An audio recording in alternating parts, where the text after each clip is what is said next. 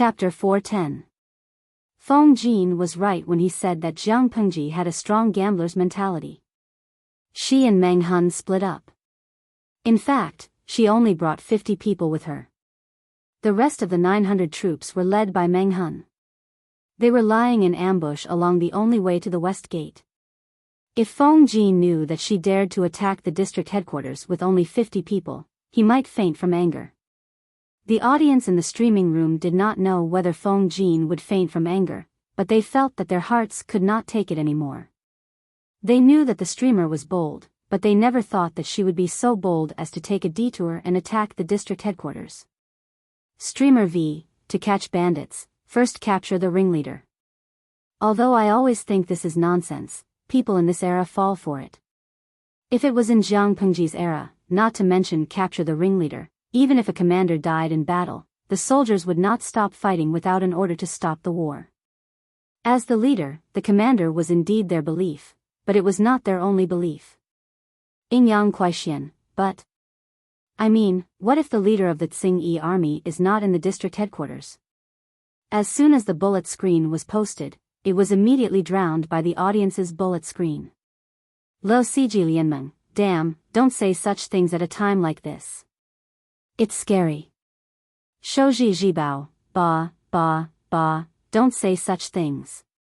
It's inauspicious. Qing Shan Lei Luo, don't say such things.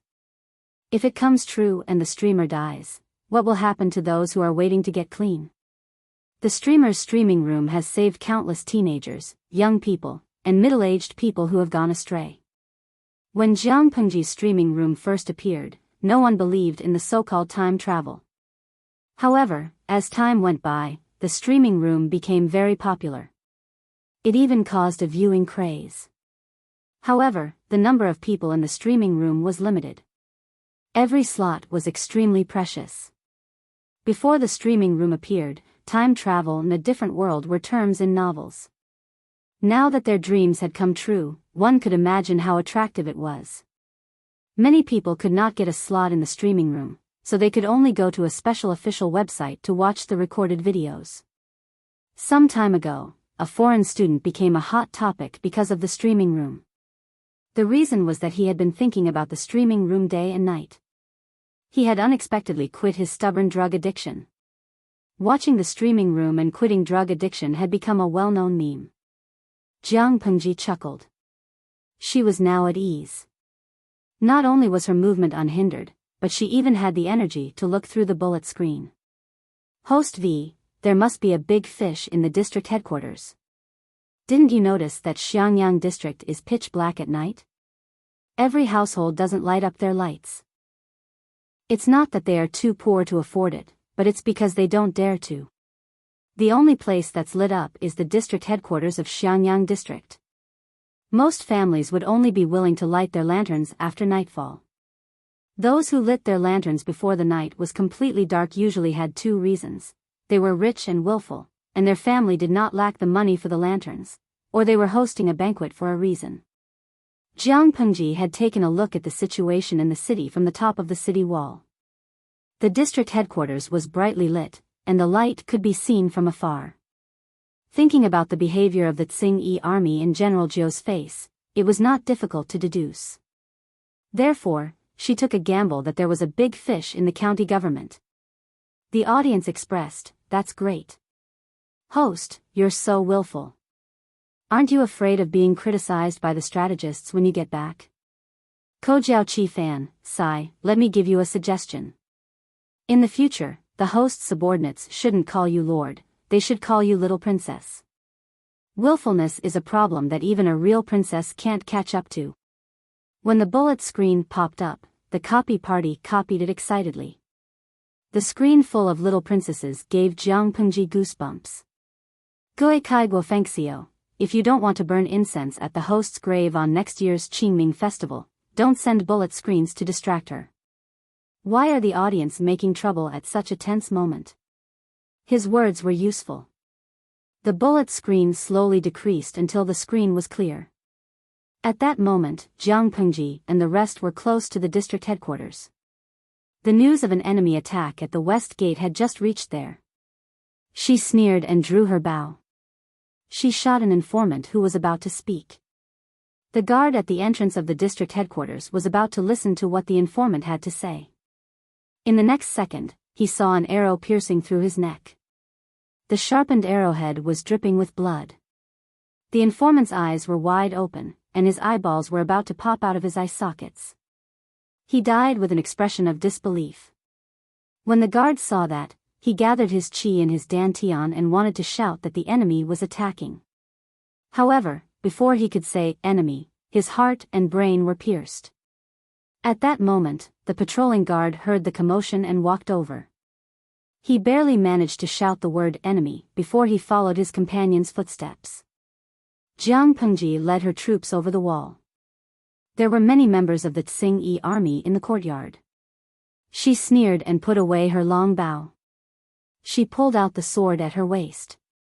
Whether it was close combat or long-range assassination, how could these ordinary people who were forced to do something beyond their abilities be her match? Jiang Pengji rushed to the front.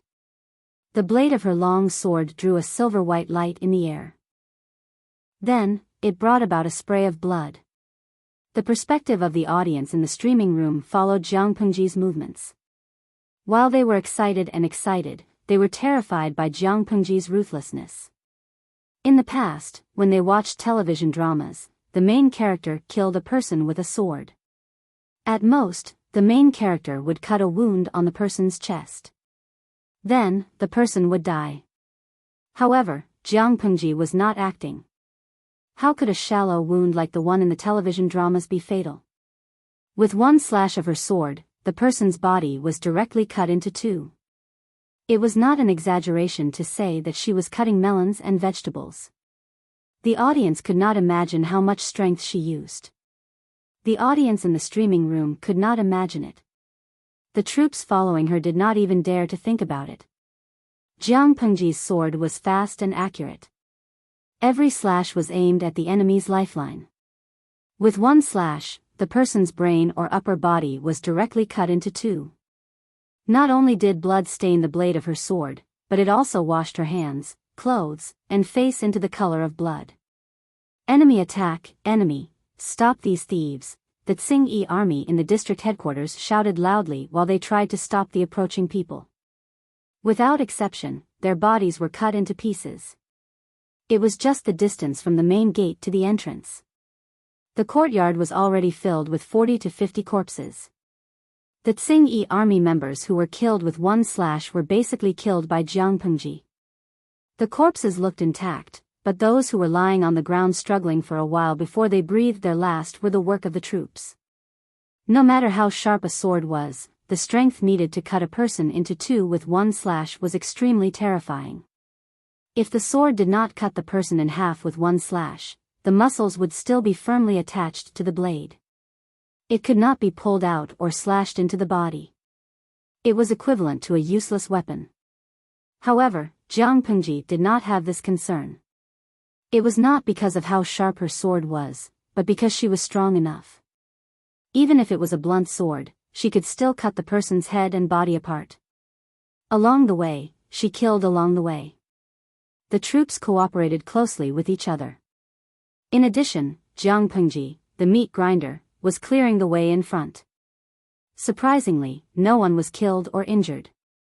In the hall, General Jiao was a little drunk. His subordinates were hugging beauties and swaying from side to side. Hearing the noise outside, General Jiao shook his head and pushed away the beauty lying on his lap. He suppressed his displeasure and scolded the people outside. What happened? Why is it so noisy outside? No one answered, but the paper door clearly showed the panicked figures, revealing everything. Chapter 411. General Jiao stood up abruptly. He was nearly 8 feet tall, and he was as burly as a mountain of flesh. The veins on his arms and forehead bulged. He snorted. His rough face looked slightly ferocious. He grabbed 2 huge copper hammers with both hands. At that moment, the other subordinates in the hall came to their senses one after another. They vaguely noticed the movement outside. One by one, they could not care less about the warm and fragrant bodies. They grabbed a handful of clothes and put them on. However, they had drunk too much and fooled around for too long. Their legs were still a little weak. General Jiao pushed open the door with great force. Coincidentally, a human head flew to his feet and rolled twice. He looked down. The head was revealed to be facing him. A pair of lifeless eyes were wide open, making one's hair stand on end. "Yo, it's really a big fish." At that moment, he heard a mocking voice. General Jiao glared at her angrily. Jiang Pengji had been fighting continuously. Her entire body was stained with sticky blood. Her original appearance could not be seen. At that moment, she no longer had the elegance of a gentry in her usual green robes.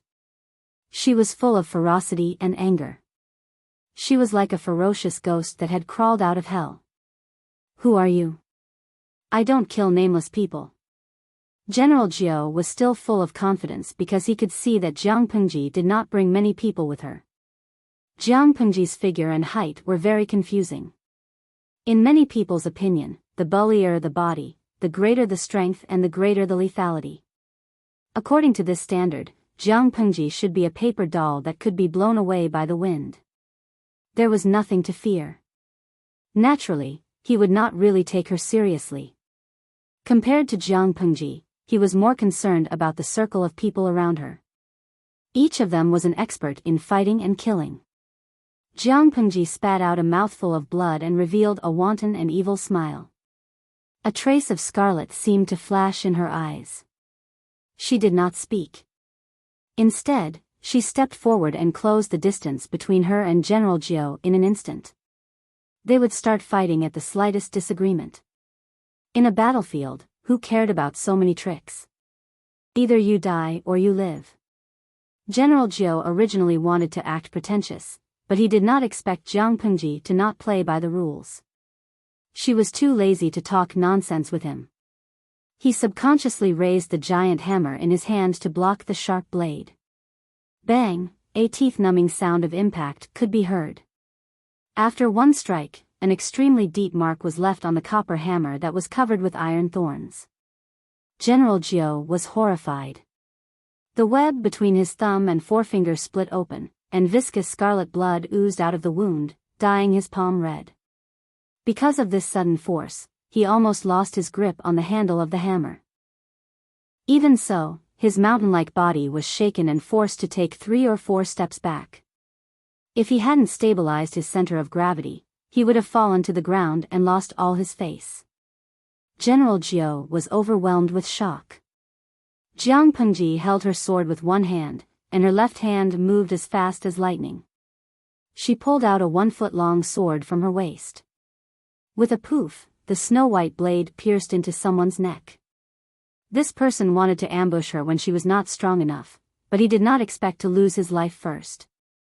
General Jiao was forced to retreat. In the time it took for him to stabilize his center of gravity, Jiang Pengji had taken 2 lives in a row. "Everyone, charge! Take him down!" Even though General Jiao was a bandit and had committed countless crimes, how could he compare to Jiang Pengji? In the face of Jiang Pengji's irresistible attack, even General Jiao could not help but cower. A few of his subordinates also wanted to take down Jiang Pengji with their advantage in numbers and make a great contribution. After all, she had already left the protection of the troops and entered their encirclement. However, sometimes strength and numbers had nothing to do with each other. Even if General Jiao had more people than Jiang Pengji, it was useless. She was not afraid to fight against 100 people alone. It was as if she had eyes on her back. The sneak attacks of the people did not work at all. The sword in her hand was more like the scythe of the king of Hades. One stab into the heart, temple, or neck, and a person's life was easily taken. General Jiao had nowhere to retreat, so he raised his 2 huge hammers and aimed them at her head. However, she suddenly flipped backward and exerted strength in her feet at the same time. Her body slid backward like a fish, and the horizontal blade in her right hand slashed at General Jiao's knees with great force, cutting off both of his legs. With one hand on the ground, she kicked the wrist of the sneak attacker with both feet, then turned around and stood firm. Holding the sword in her left hand, she slashed at General Zhou's thick neck. Blood splattered. Before the head fell to the ground, she grabbed the hair bun. Blood spurted from the wound and dyed the ground red. General Zhou's eyes were still bulging out of their sockets. His expression was one of shock and horror. As for his body, both of his knees were intercepted and chopped off. His head was separated from his body. The rest of his body fell to the ground with a thud. Jiang Pengji stood in the hall, holding General Zhou's head with her right hand and shouting loudly. The enemy has been beheaded. Those who surrender will not be killed. Those who still wanted to attack were mercilessly killed by her. The others had lost their will to fight. They were almost scared out of their wits. They could only put down their weapons unwillingly. At that moment, the silent streaming room suddenly exploded with countless bullet screens. Seeing that Jiang Pengji was surrounded by the enemy, the audience in the streaming room felt their hearts in their throats. They almost forgot to breathe. Seeing that she was agile and able to deal with the enemies with ease, they could not help but cheer for her. Some of them were so excited that their faces turned red. Even when they watched the most exciting martial arts movies, they had never enjoyed such a hot-blooded and exciting visual enjoyment. That was because they knew that no matter how real the movie was, it was still fake. Everything in the streaming room was real. Jiang Pengji was fighting a war. It was like walking on a tightrope high up in the sky. If she was not careful, she would fall into hell. She did not want to be beheaded by the enemy, so she could only chop off the enemy's head. From the entrance of the district headquarters to the hall, there were corpses with severed limbs and broken bones. Blood flowed all over the ground. The strong smell of blood filled everyone's nostrils. Those members of the Tsing-Yi army who were lucky enough to survive laid down their weapons and surrendered. They no longer had the will to fight.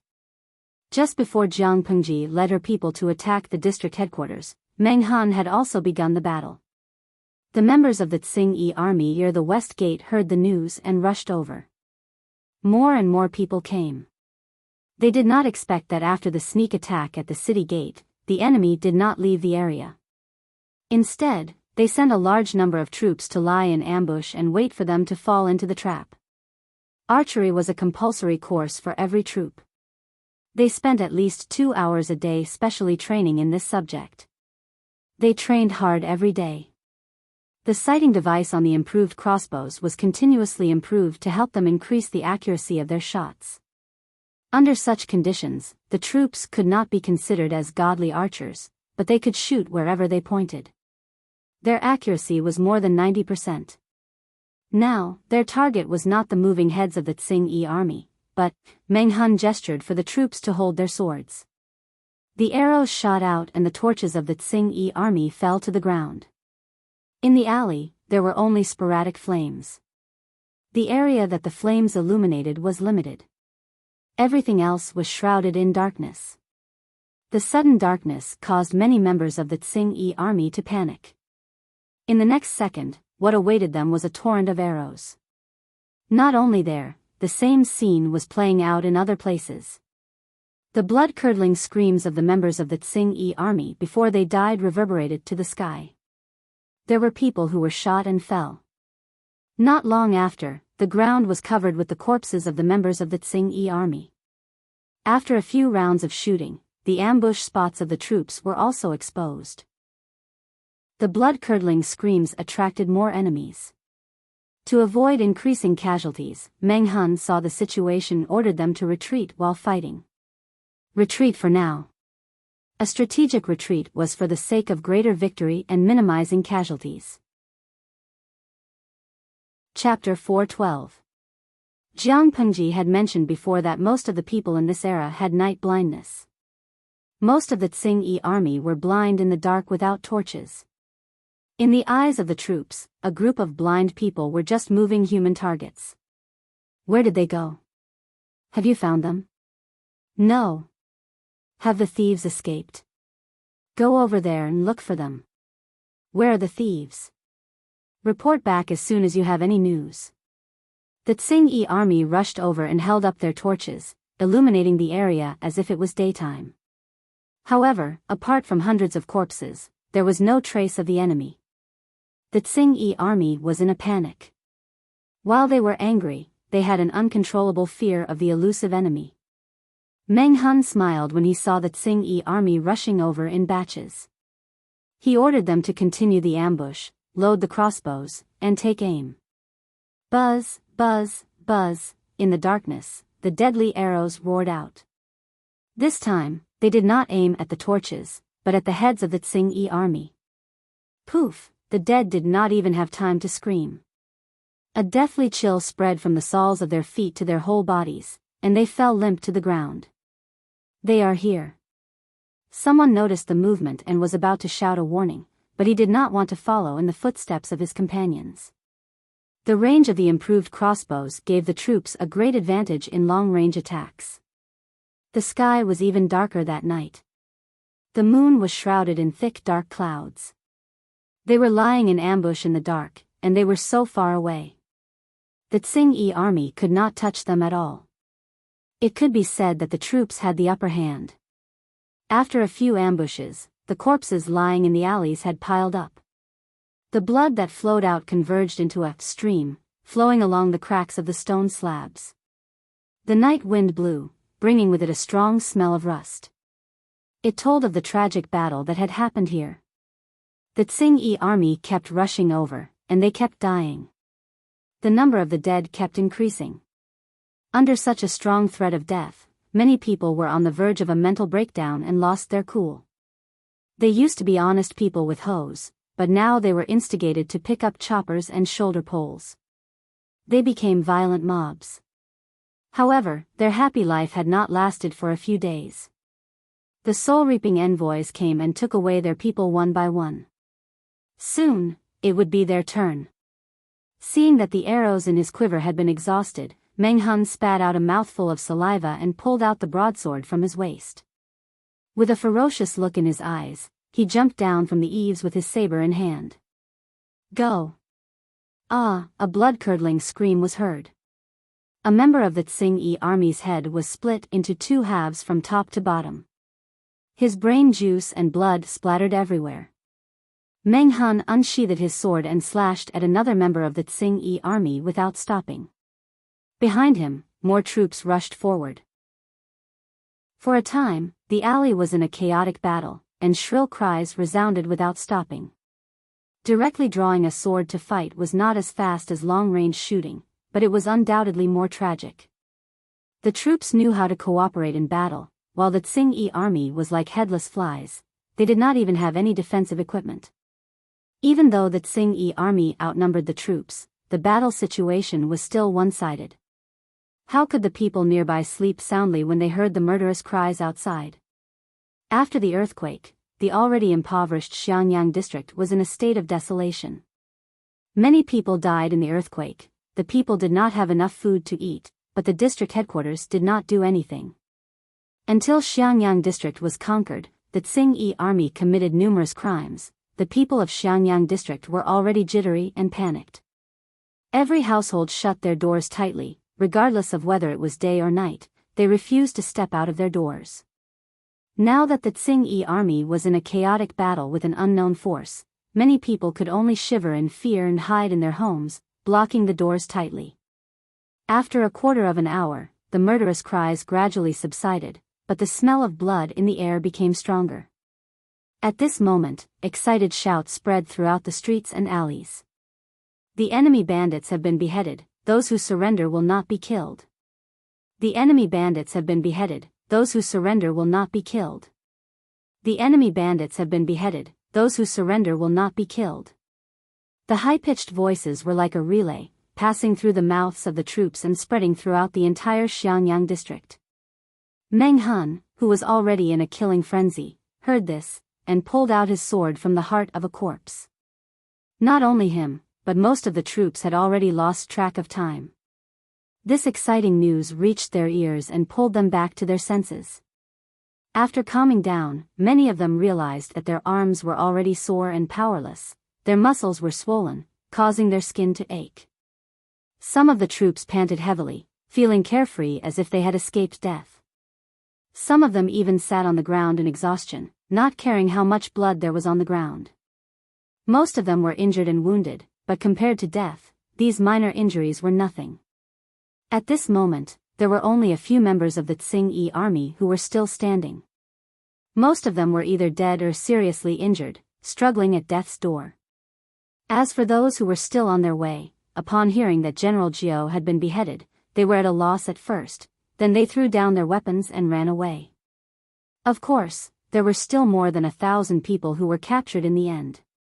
These people were the spoils of war.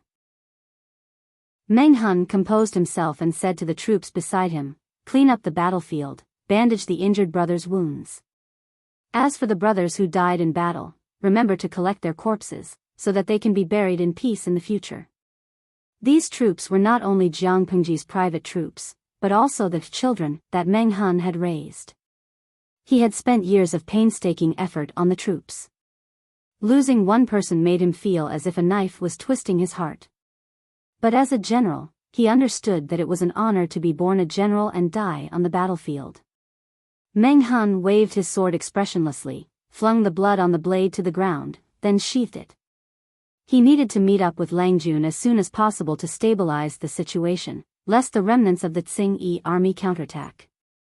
At this moment, more than 50 troops led by Jiang Pengji had already occupied the district headquarters, guarding the entrance and all the important crossings. When everyone saw Meng Hun and his men coming, they all saluted. Meng Hun asked, "Is Lang Jun all right?" The two guards said with admiration, "Lang Jun is fine, he is waiting for you in the hall." Meng Hun nodded, took a deep breath, and stepped into the gate. The district headquarters was still as bright as day, the candles had not burned out, and the cold, bloodied corpses were still lying on the ground, no one collecting them. He did not look at them, directly walked over the broken bodies, and went straight ahead. Jiang Pengji sat in the seat of honor. General Jiao's head was placed on one side, his eyes were still open, and he died with a grievance. The room was full of blood, with the luxurious decorations, and the unfinished food and wine on the dining table, which seemed out of place. The audience in the streaming room kept wanting to talk to Jiang Pengji, and the bullet screen was flooded, but she was still indifferent. Since the situation in the district headquarters was stabilized, she sat in the seat of honor, as if she was waiting for someone. Meng Hun strode to Jiang Pengji and suddenly knelt down in front of her, his voice like thunder. Chapter 413. Your subject Chu Shiyu pays respect to the Lord. Lo Siji Lianmeng, your subject Wan Jixin pays respect to the Lord. Kojiao Qi Fan, your subject Lu Fangfang pays respect to the Lord. Featherdang Dio Kingshan, your subject Imo Mao Mao pays respect to the Lord. When Meng Hun knelt before Jiang Pengji and addressed her as his lord, the streaming room went wild. Countless viewers agreed with him. They all knew that it was a room for harem fights. The streamer had said that she refused to fight in the harem and was determined to rule the throne. But a few years had passed and she had not done anything. Many viewers even thought that Jiang Pengji was just boasting. Meng Hun's actions were undoubtedly a sign.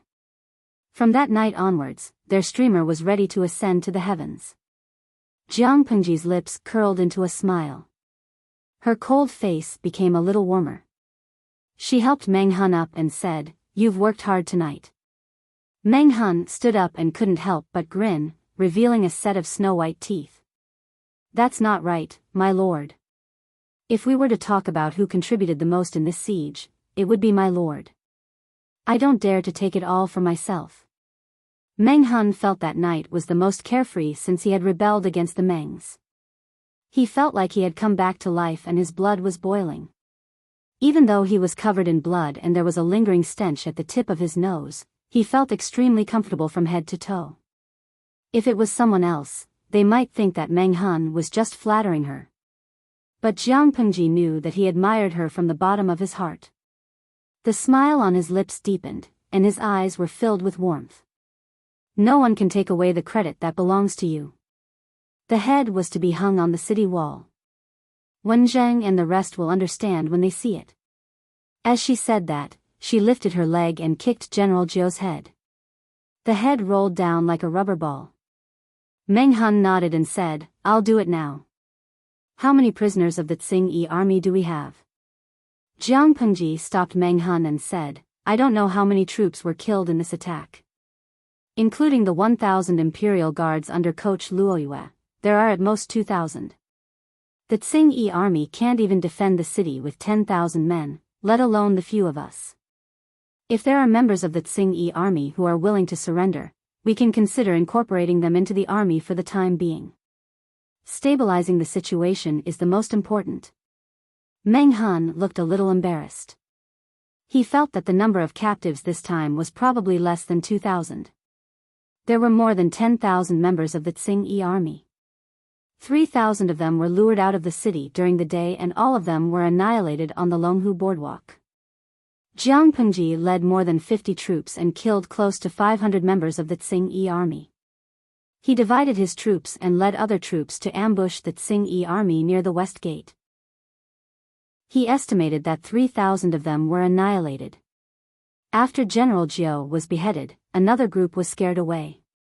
Based on this calculation, the remaining members of the Tsing-Yi army who were captured did not exceed 2,000.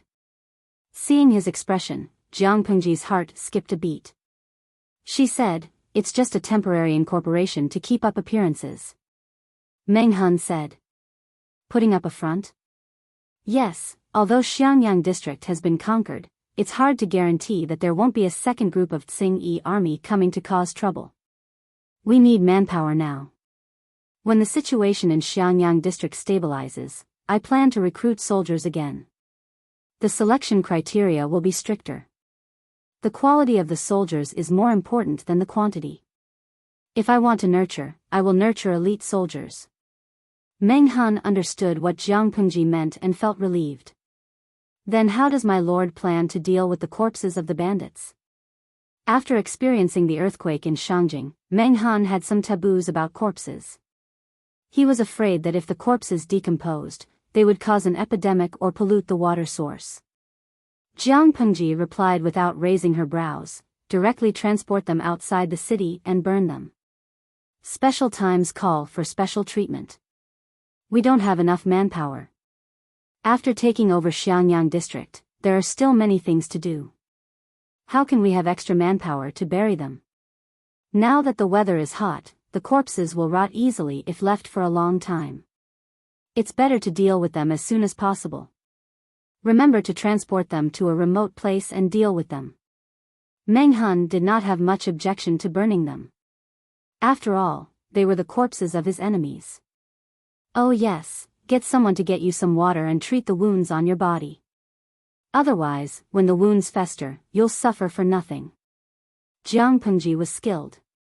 Although she looked disheveled and was covered in blood, the blood belonged to others. Meng Han belonged to the category of a normal person. Moreover, it was a chaotic battle in the middle of the night. He was ferocious and fearless and fought bravely. His arms, shoulder blades, lower back and other places had additional wounds. If they were not treated properly, when the wounds fester or become infected, it would be troublesome. After Meng Han heard this, his heart warmed. He said, "Thank you for your concern, my lord." Meng Han carried General Jiu's head and walked to the door. He summoned a troop and asked him to hang the head on the west city gate. "Send 100 more people to guard the district headquarters and protect my lord's safety. Everyone must be alert tonight. Don't be careless." Although half of the Tsing-Yi army in Xiangyang district had been destroyed, the possibility of them making a comeback could not be ruled out. "Yes." On the other side, Jiang Pengji's tense nerves relaxed. She had no intention of resting. It was destined to be a sleepless night. She did not deal with her image. Instead, she attracted someone. "Where are all the women in the hall?" The troop blushed and said, "Lang Jun, do you want to see them?" Jiang Pengji raised her brows and said, "Call me lord." The troop quickly changed his address and asked again, "Do you want to see them?" "Yes." Jiang Pengji nodded. When she rushed in, she not only noticed General Jiu and the others, but also noticed more than 20 disheveled women in the hall. At that time, the situation was too chaotic. Jiang Pengji did not care about their safety. Now that they had settled down, she should arrange a place for them to go. The troops were a group of men. Even if they had strict discipline above their heads, it was hard to guarantee that no one would be tempted by them. After all, most of the troops were bandits. Jiang Pengji knew very well what bandits were like. Not long after, the women who were locked up in the small woodshed in the side hall were brought over. Every one of them was covered in dust. Some of them were silent, some were trembling, and some were expressionless, like walking puppets. Jiang Pengji sat upright in the seat of honor. The women recognized her. Thinking of her ruthlessness when she killed people, they became more and more timid. "My lord, I have brought them here." Jiang Pengji glanced at all the women and then shifted her gaze to the troop. She asked in a flat tone, "Did you bully them?" The troop's face turned pale and he said in a low voice, "We didn't bully them. It's just that when we pushed and shoved, we inevitably touched them a little." The internal discipline of the troops was strict. Whoever dared to violate it would have severe consequences. They still had a sense of propriety. However, all adult men had some physiological needs. Jiang Pengji was not unreasonable. She did not expect these people to be monks who cultivated in seclusion and had few desires. In order to solve this conflict, she informed Meng Han that each troop could take a day off every month. They were free to allocate the day's time. As long as they did not kill, fight, or violate the disciplinary rules, she did not care about anything else. Of course, if they violated the rules she set, the consequences would be absolutely miserable. "You are quite honest. You can leave. Search the district headquarters and see if there are any thicker clothes. Bring them to them." The young man hurriedly left as if he had been pardoned. After he went out, he secretly raised his hand to wipe his forehead and let out a long sigh of relief. Chapter 4:14. Now, only Jiang Pengji and the pitiful women were left in the hall. The first thing she said was, "I'm not interested in you. You don't have to be so scared." Regardless of the women's reactions, the audience in the streaming room was about to kneel down before her. Streamer, are you comforting them or scaring them? Labor income tax, I think it's a threat. Lo Siji Lianmeng, there's nothing wrong with what the streamer said. She's a woman. Of course, she's not interested in women. The audience in the streaming room knew that Jiang Pengji was a woman who was more manly than men. However, the women who were hurt did not know that. "Which family are you from? I'll send someone to escort you home tomorrow morning." Even after she said that, the women below still did not move. They just lowered their heads quietly. Some of them were still trembling. Jiang Pengji frowned. "If you refuse to speak, I'll tacitly agree that you want to stay. You also know what will happen to a beautiful woman if she stays with a group of men. Do you still want to remain silent and refuse to return to your loved ones?" At that moment, a young girl who was about 15 or 16 knelt down with a thud. She said with red eyes, sobbing, "I'm the daughter of a wealthy merchant. Those beasts killed my whole family. Now I'm the only one left. How do you expect me to return? I'll never agree to stay and let them trample on me. I only ask that you take pity on me and give me a quick death." When there was a first, there would naturally be a second. Then, another woman knelt down to plead. Slowly, all of them knelt on the ground. Compared to General Zhou's ferocious and scary appearance, Jiang Pengji was slender and harmless. Even if she was covered in blood, she was more likable than General Zhou. Jiang Pengji rubbed her brows and asked in a dull tone, "If you really want to die, why are you still alive?" As soon as she said that, everyone's expression changed drastically. The remaining color on their faces faded. How could Jiang Pengji not know what they were thinking? They suspected that she was lying and thought that she did not want to let them go. Her good intentions were twisted and misunderstood by others. She was also depressed. "I don't have any ill intentions when I say that. Jiang Pengji spread her hands and said, "Since I said I will send someone to send you home, I will definitely do it. The Tsing-Yi army is a mob. They have committed numerous crimes and view human lives as insignificant as ants. However, I am the district magistrate of Xiangyang district personally appointed by the emperor. In the territory of Xiangyang district, you are all citizens under my rule. Why would I hurt you? Alas, if you really don't have a place to go, I'll think of a way to settle you all down. Don't worry, I won't let anyone bully you." As soon as she finished speaking, the expressions of these women became very interesting. Never in his wildest dreams would he have thought that the teenager who killed people like flies was the newly appointed district magistrate of Xiangyang district. The first girl stammered, You are really the county magistrate?" "Yes." "Do I need to show you the emperor's decree?" Jiang Pengji asked. The other party shook his head like a rattle drum. His face gradually lost its color, and he looked a little embarrassed. If Jiang Pengji was really the district magistrate, she would definitely not force them. In other words, she really wanted to help them. However, they really had no place to go. Jiang Pengji sighed. "Stay in the district headquarters for the time being. I'll arrange everything properly, then I'll think of a way to settle you all down. As for the property confiscated by the Tsing-Yi army, if it's true, I'll return it all to you after tidying it up." The crowd said in unison, "Thank you, District Magistrate."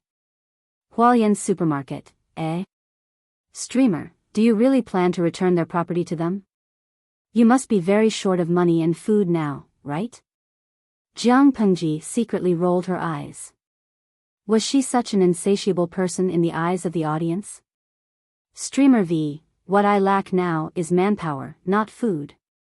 She, Jiang Pengji, had not fallen to the point where she needed to snatch the property of an orphan girl. The women were still anxious, but Jiang Pengji's attitude gave them confidence. At that moment, on the two sides of the Longhu boardwalk, Qiguan Rang did not sleep the whole night. He held the feather fan that never left his side and looked into the distance worriedly. It seems that I overestimated the motley crew. He thought that the Tsing-Yi army would launch a sneak attack in the middle of the night. Who knew that there was not even a shadow of the enemy after the second half of the night?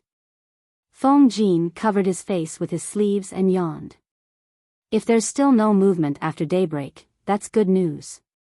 Luo Yu looked at Qiguan Rang on his left and Feng Jin on his right. Then he looked at Su Ku, who was frowning so tightly that he could squeeze a mosquito to death. His heart skipped a beat. Keeping watch at night was not the job of a scholar. It was only the second half of the night, but the three of them could not hold on any longer. Luo Yu humbly consulted Feng Jin.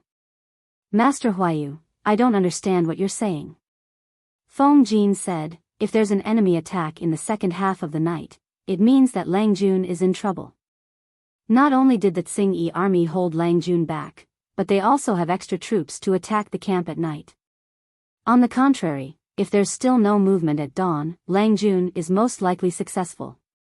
Qiguan Rang waved the feather fan with one hand and fiddled with the bonfire with the other. He said, "Send someone to the west gate to check on the situation." Luo Yu asked, "What situation?" "Check to see if there are heads hanging on the city walls. If it's a stranger's head, Lang Jun will have succeeded. If it's hung." Qiguan Rang stopped talking. "If that's the case, we have to think of a way out for these people and make proper arrangements for them." Luo Yu's face darkened. He said, "I'll do it now." Seeing Luo Yu walk away, Qiguan Rang asked Su Ku, "What do you think about the possibility of Lang Jun succeeding this time?" Su Ku asked in reply, "How can Wenjing not know about the troops' combat power? The 1,000 troops were all equipped with improved crossbows and handy weapons. This was the project that cost the most among the troops. How could there be no return after spending so much money? If they couldn't even handle 10,000 Tsing-Yi army soldiers, then what was there to do?" The smile on Qiguan Rang's face became more sincere. He said, "Knowing is one thing, but the battlefield is ever changing. Who can predict everything? The three of them looked at the bonfire with different thoughts. The night was destined to be difficult. No one was in the mood to sleep. A ray of golden light rose from the east. It burned the morning fog and dispersed the gloomy night sky. Qiguan Rang rubbed his sore eyes and used his tongue to lick his dry lips. He looked calm on the surface, but his heart was already beating like thunder. He stood up straight and looked at the huge city in the distance that was covered by the morning fog. He prayed in his heart. Report! A loud shout broke the silence. The three of them clenched their fists. Chapter 4:15. Success? At this moment, these two words appeared in the minds of the three of them. The emotions in their hearts were agitated and difficult to calm down. Feng Jin and Qiguan Rang's performance was considered calm and restrained. They did not have too obvious expressions. Su Ku stood up excitedly. His voice trembled slightly because of his agitation. Are you sure that the head on the city gate belongs to the bandit leader of the Tsing-Yi army? The Imperial Guard who reported the news cupped his fist and said, I specially disguised myself as an ordinary citizen and went to the west city gate of Xiangyang district to investigate. I found that the city gate was already open. The guards on the city gate were not from the Tsing-Yi army but the personal guards of District Magistrate Lu. I was afraid that it was a trap. I wandered around and asked the citizens entering and exiting the city. The head is indeed the bandit leaders. Upon hearing the news, Su Ku heaved a long sigh of relief. The exhaustion from worrying for a whole night came over him. His vision suddenly darkened. He staggered backward involuntarily and almost lost his footing. Fortunately, Qiguan Rang was by his side. He extended his hand and supported him. Only then did he avoid the miserable state of being intimately in contact with the ground. Feng Jin said to Luo Yu, who specially rushed over, Chief Luo, please give the order to break camp. Lang Jun has just taken over Xiangyang district. I'm afraid the manpower at hand won't be able to control the situation. To prevent the remnants of the Tsing-Yi army from escaping and calling for reinforcements, Chief Luo, please quickly bring people to support. Luo Yu said, this is what I should do. Master Huayu, you don't have to do this. Knowing that Jiang Pengji had successfully taken over Xiangyang district, the citizens who followed were emotional. Many of them put their palms together and sincerely thanked the gods. Taking over Xiangyang district meant that they would soon have a place to settle down. Perhaps they could take root here from then on. Along the way, Jiang Pengji did not let the people suffer much. However, compared to a wandering life, they preferred a stable and comfortable environment. Packing their luggage, the people followed the imperial guards and slowly approached Xiangyang district. Feng Jin slightly tidied up his appearance to make himself look clean and refreshed. Then he climbed into the horse carriage where Wei Jingxian was resting after giving birth.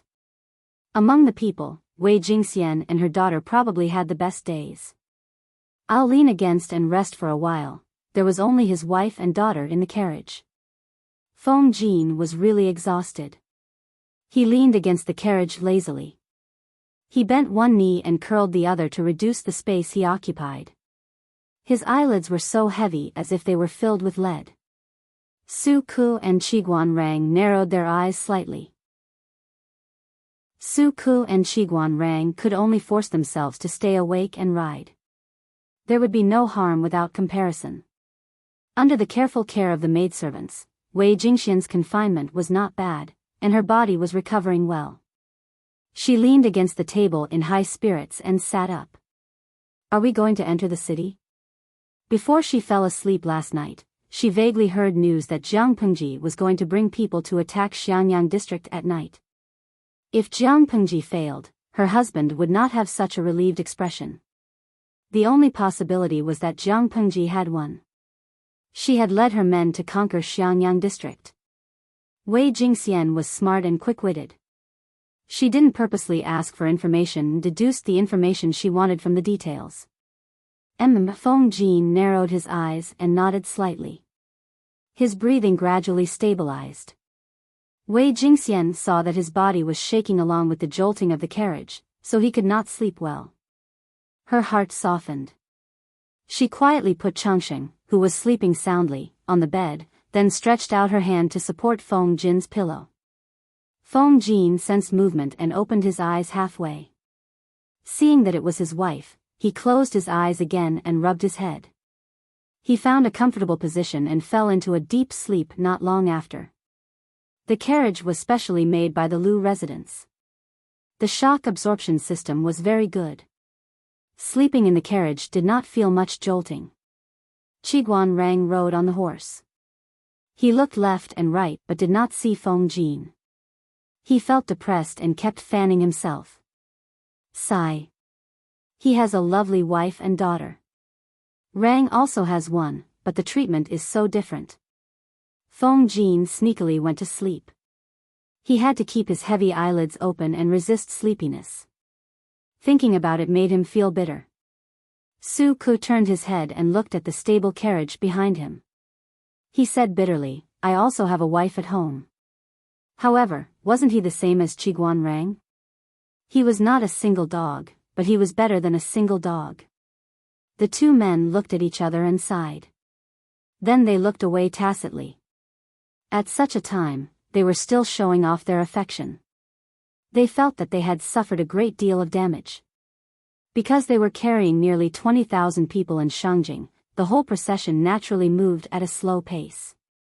When the sun rose high in the sky, they saw the Xiangyang district lying dormant on the horizon. Seeing the city, the two of them had the same feeling in their hearts. The wind and clouds of this life would rise from here. Jia, on the other side, Jiang Pengji looked at the sun and estimated that it was almost time. Thus, she asked someone to fetch a bucket of water to wash away the blood stains on her body. She changed into a clean set of clothes. If it was not for the lingering smell of blood around her, no matter who saw her, they would praise her as a handsome young man. Let's go and welcome Xiaoyu and the rest outside the city. I estimated the time. They should be here soon. Jiang Pengji said cheerfully to Meng Han, who had been busy all night and had dark circles under his eyes. When they arrive, there will be people to share the burden. Meng Han was originally dispirited, but when he heard the second half of the sentence, he immediately perked up and subconsciously straightened his back. She waited for a quarter of an hour outside the West City with about 20 troops. Qiguan Rang and Su Ku's figures appeared in her sight. Both of them looked tired. They probably hadn't slept the whole night. Seeing this, a faint smile appeared on her face. Her eyes flickered and she couldn't help but feel excited. She urged her horse forward. You're finally here. Qiguan Rang and Su Ku pulled the reins tightly, dismounted and bowed to her. My lord. Jiang Pengji helped them up and smiled. No need to be so courteous. It's been hard on you.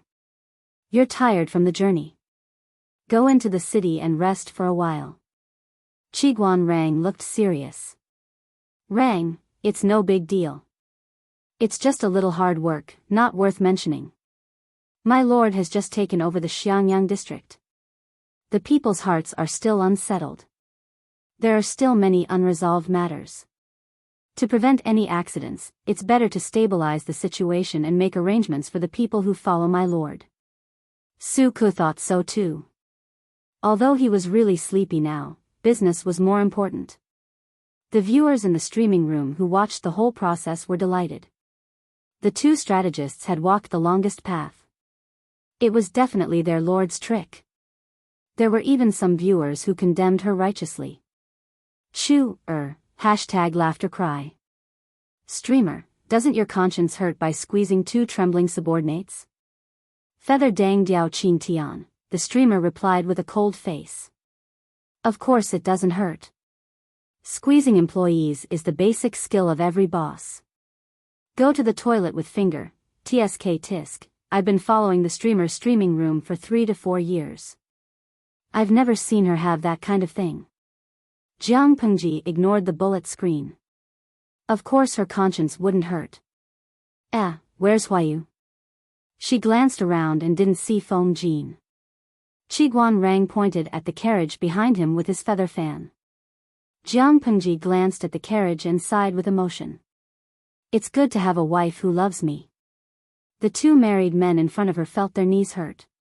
My lord, your words hurt. Chapter 4:16.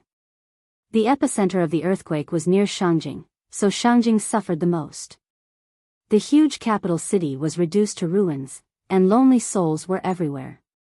Xiangyang district was at the border of Fengyi County, some distance away from the epicenter. When the earthquake happened, the tremors were not as strong as in Shangjing, so the losses were not as severe. But the timing of the earthquake was too infuriating. Who didn't sleep in the middle of the night? Therefore, there were still more than 10,000 people who went to the Yellow Springs Road in their sleep. After experiencing the torture of the earthquake and being ravaged by the Tsing-Yi army, Xiangyang district was in dire need of rebuilding. If one could look down from above, they would realize that at least 1/3 of the buildings were in a state of ruin. Facing the devastated Xiangyang district, Jiang Pengji composed herself and ordered the troops and the imperial guards to urgently clean up the ruined buildings.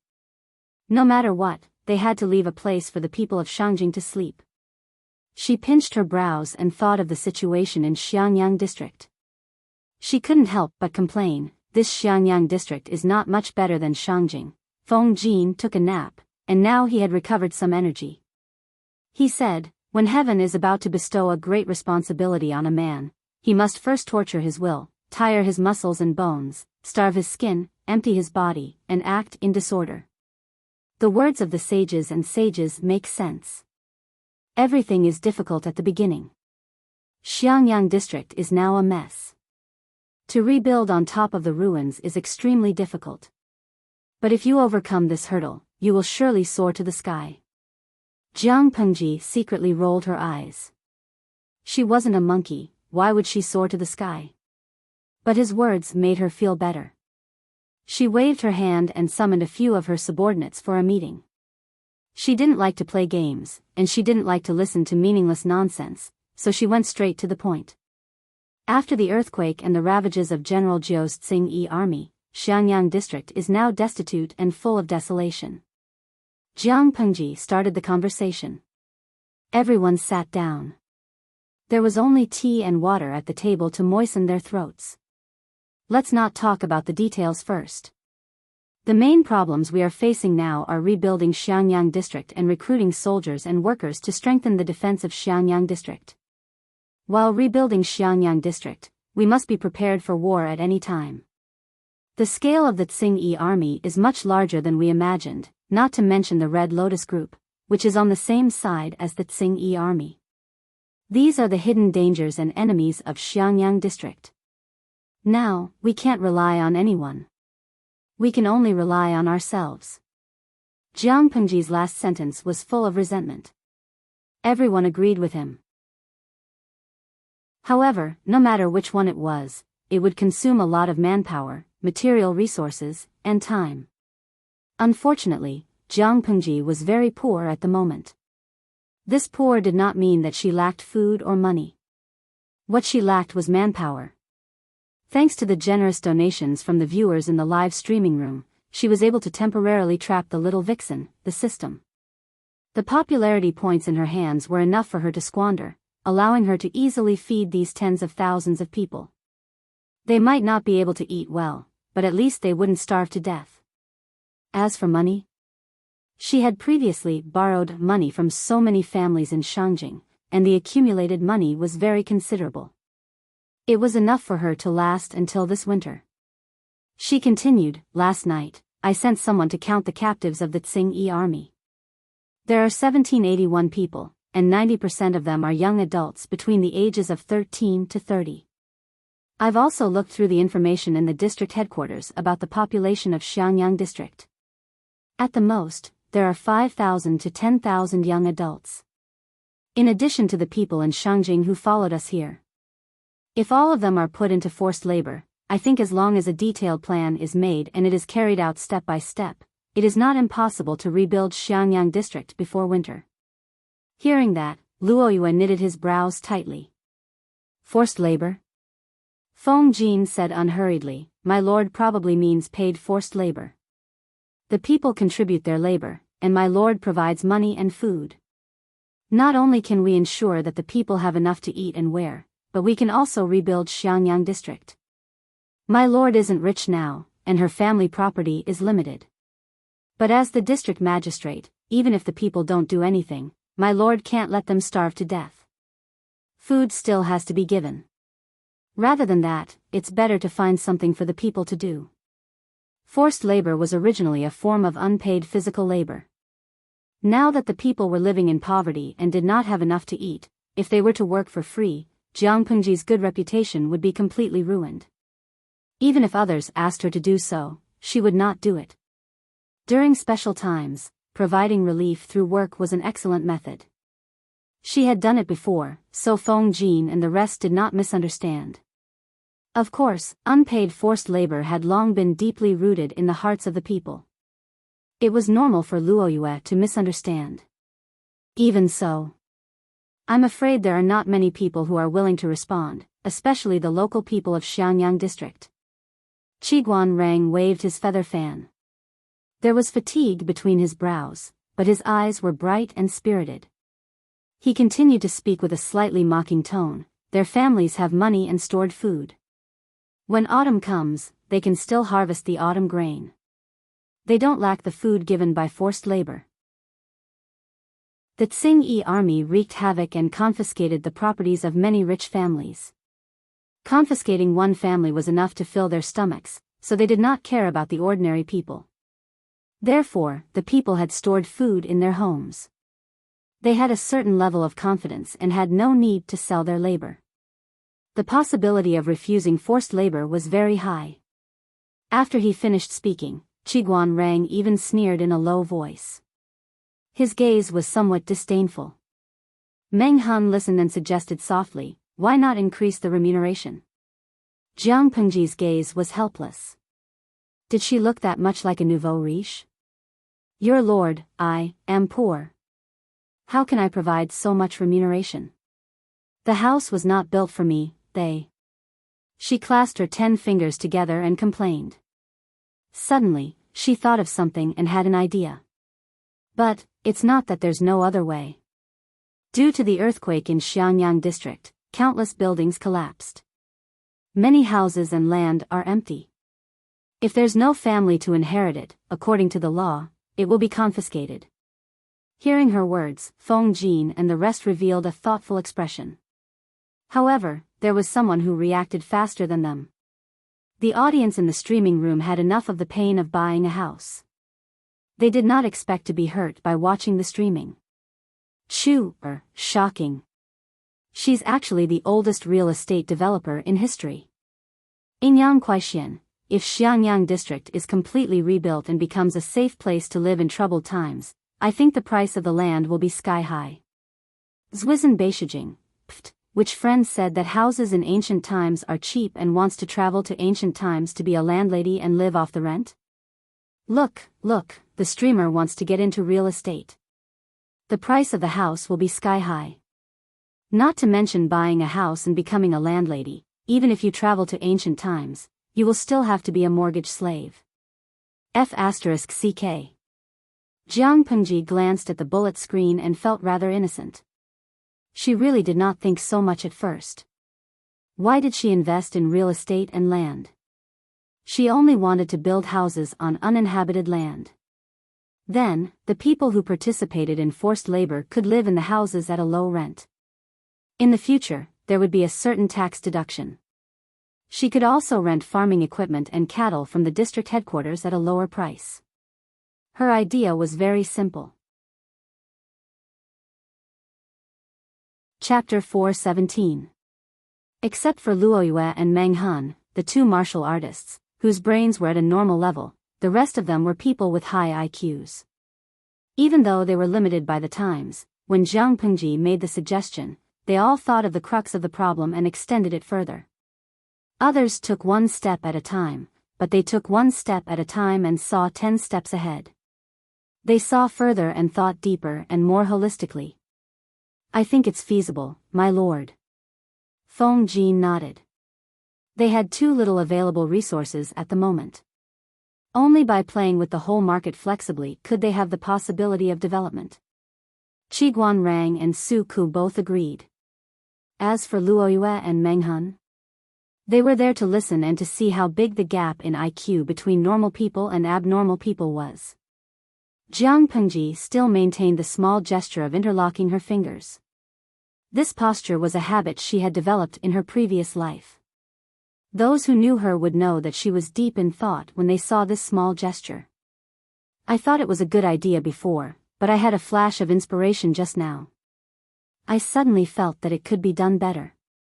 Jiang Pengji revealed a meaningful smile. She had to thank the viewers in the streaming room for the inspiration. Otherwise, she wouldn't have thought of it. Meng Hun listened attentively and listened attentively. If he didn't understand, he would ask after the meeting. But Luo Yue obviously didn't have such awareness. He asked, "What is it?"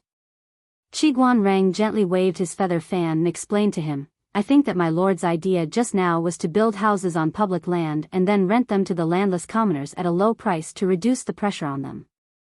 Not only will it help the commoners, but it will also alleviate the predicament of the district headquarters itself." The earthquake in Xiangyang district caused heavy casualties among the people. Many fields have become ownerless. According to the rules, they have to be returned to the public. He was a little thirsty. He drank a cup of water to moisten his throat and continued, "To let the people have food, not only do we have to redistribute or rent the fields, but we also need to unify and cultivate fertile fields. If that's the case, the demand for farming tools and cattle will increase. When the district headquarters rents these things, they can add conditions. For example, the families who participate in forced labor will have some benefits. In this way, there will naturally be people who actively participate. Even the local people will participate in forced labor considering the need for farming tools for the autumn harvest." After Luo Yue listened, it was as if he had opened the door to a new world. He listened attentively for a long time, but it seemed that Jiang Pengji did not speak that much. How did these scholars comprehend the contents of a few hundred words from a few dozen words? This was probably the pain of having their intelligence suppressed. Seeing Luo Yu's dumbfounded expression, the audience in the live broadcast room became extremely busy. On one hand, they criticized the host for being inhumane and going to ancient times to do some real estate. On the other hand, they took screenshots of Luo Yu's expression and matched it with appropriate words. Then, they went to the live broadcast room and sent bullet screens to feel sorry for Luo Yu. Shedding killing scabbard, ha ha ha, my heart aches for poor Luo Yu. That look in his eyes makes me want to laugh. Little angel, poor child, he still doesn't understand how pathetic it is to be suppressed by others. I want to recommend through all channels, normal people who accidentally enter the world of the big shots will feel sorry for them. Luo Yue had no idea that he was being pitted by hundreds of thousands of people. After Qi Guanrang's explanation, he felt that he understood the true meaning of this meeting. He could not help but look at Qi Guanrang with admiration.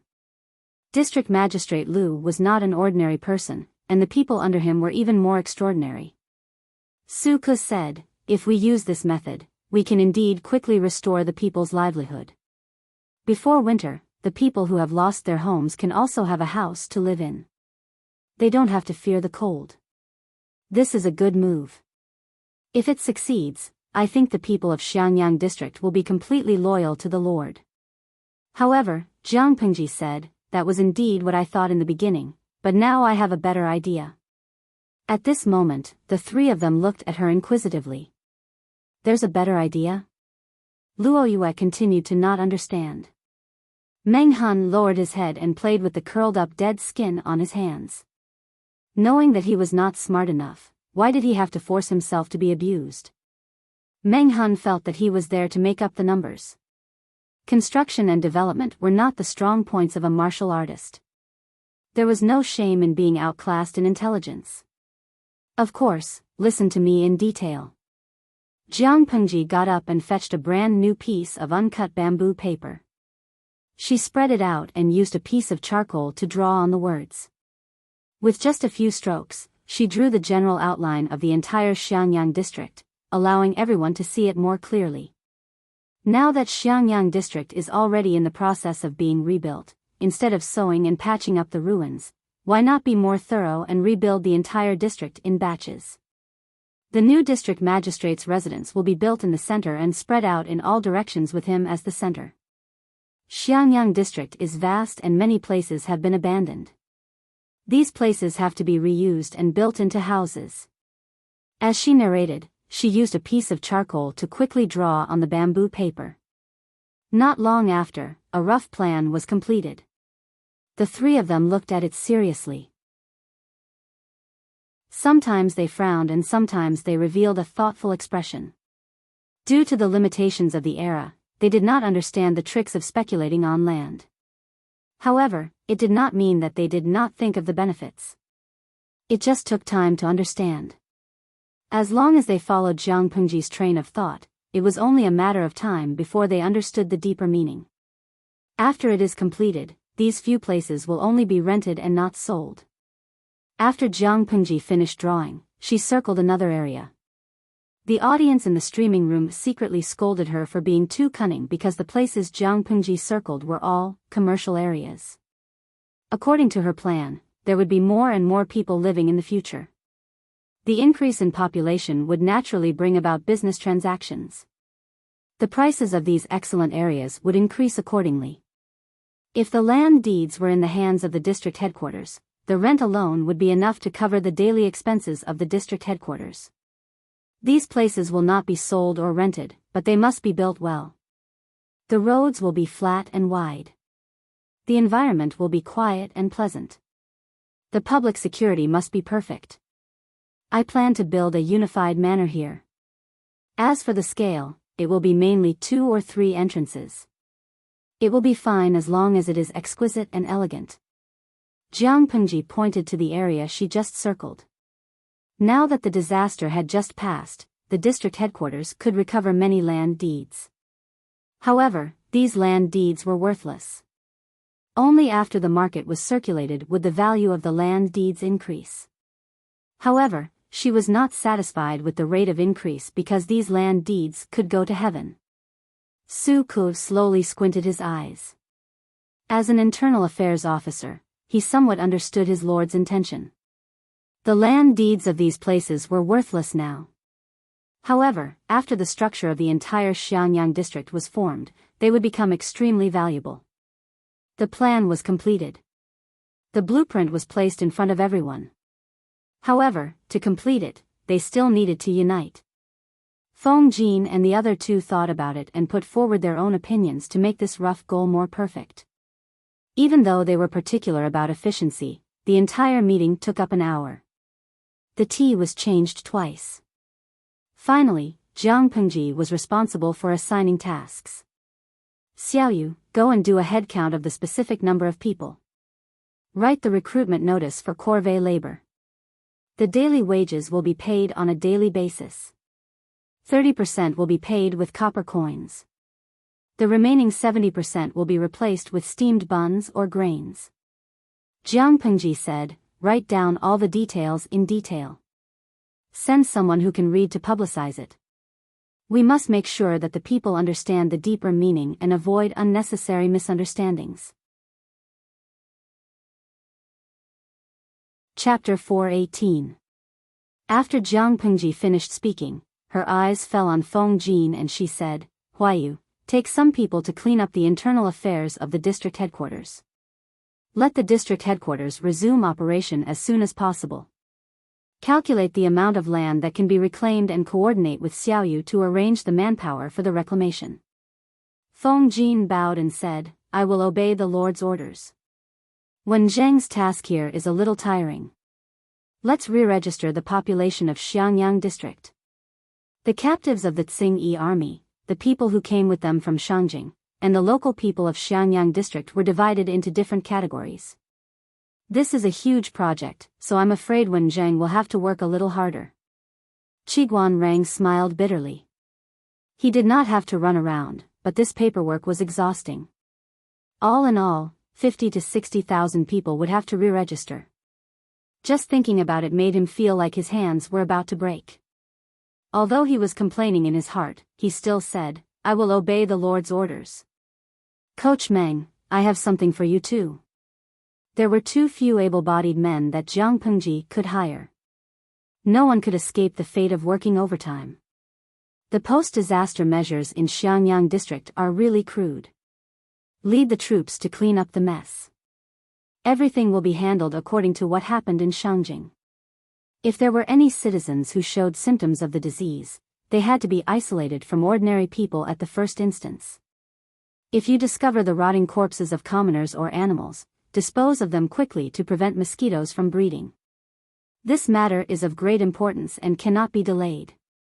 Meng Han cupped his fists and said, "This subordinate obeys. I will not disappoint the Lord's trust." Finally, she looked at Luo Yu. Even though Luo Yue and his 1,000 imperial guards had not officially entered her organization, Jiang Pengji was very comfortable using them. She did not feel awkward at all. Seeing her like this, Luo Yue's heart skipped a beat. It was as if he could foresee the tiredness in the future. He could swear that ever since he met Jiang Pengji, within a short period of time, his workload had almost reached the sum of his years of work in the imperial military camp. "Instructor Luo, I shouldn't have troubled you with this. But as you can see, we are short on manpower now. She has no choice." She laughed bitterly and said, "Now that I'm thick-skinned for once, I hope that Instructor Luo can understand. She thanks Instructor's benevolence on behalf of the people." Luo Yu felt a chill run down his spine and hurriedly said, "Magistrate Lu, why do you have to do this? If there's anything you need me to do, just let me know. Since that's the case, I'll be thick-skinned this time. The security of the entire Xiangyang district will be handed over to you." Luo Yu was dumbfounded. When he said he wasn't being polite, he really wasn't being polite at all. Jiang Pengji spoke righteously. With her face, she looked very bewildering. The world is chaotic. Logically speaking, we should be united and overcome difficulties together. However, there are always thieves who want to make money from disasters. As far as she knew, there would always be human traffickers running rampant at this time, and there would be a lot of business. If they were not on guard, it was unknown how many innocent people would have their businesses stolen. For the peace of the people of Xiangyang district, I'll have to trouble Coach Luo with this matter. Luo Yu's teeth were knocked out and he swallowed the blood. "Leave this matter to me." Jiang Pengji was not ruthless. What was ruthless was that she took away half of the imperial guards and threw them to other positions. With less manpower, the pressure on Luo Yu suddenly multiplied. However, words that had been said were like water that had been spilled. There was no way for him to go back on his word. Seeing that everyone had been assigned their tasks and that they would be working overtime crazily for the next few months, the audience in the live broadcast room felt that something was wrong. The task had been thrown to Feng Jin and the others. What would the host do next? "Ingyang Kuaixian, trash host, you can't be thinking of slacking off, right? Lo Siji Lianmeng, am I the only one who feels sorry for Su Ku and the others? I feel that they will have to work overtime all the way until winter. There won't be a day of vacation in between. It's only May or June now. It's fine if they don't work overtime, but once they do, they will die. Just thinking about it makes me scared. Let me ask you, are you afraid of working overtime for half a year without any vacation or salary increase?" Shangshu Yoji, sigh, "It's not easy to live in ancient times. Girls and guys who want to transmigrate should wake up. If you accidentally meet a black-hearted boss like the host, you will definitely be squeezed dry to the last drop of your value." The audience ridiculed her, but how could Jiang Pengji slack off? In fact, she had a very important task. Not only did she have to go to the mall to exchange her popularity points for food to be mixed into the granary, but she also had to seriously make a plan for the district and make reasonable use of all the resources that could be used. If it was during peaceful times, it would be the work of at least 10 people for a few months. In ancient times, transportation was not convenient. Mining and surveying required a lot of time and energy. Building a house required wood and stone. These two things seemed to be everywhere, but in reality, they were not. Although there were trees all over the mountains and plains, they could not be indiscriminately felled. The materials used were also very particular.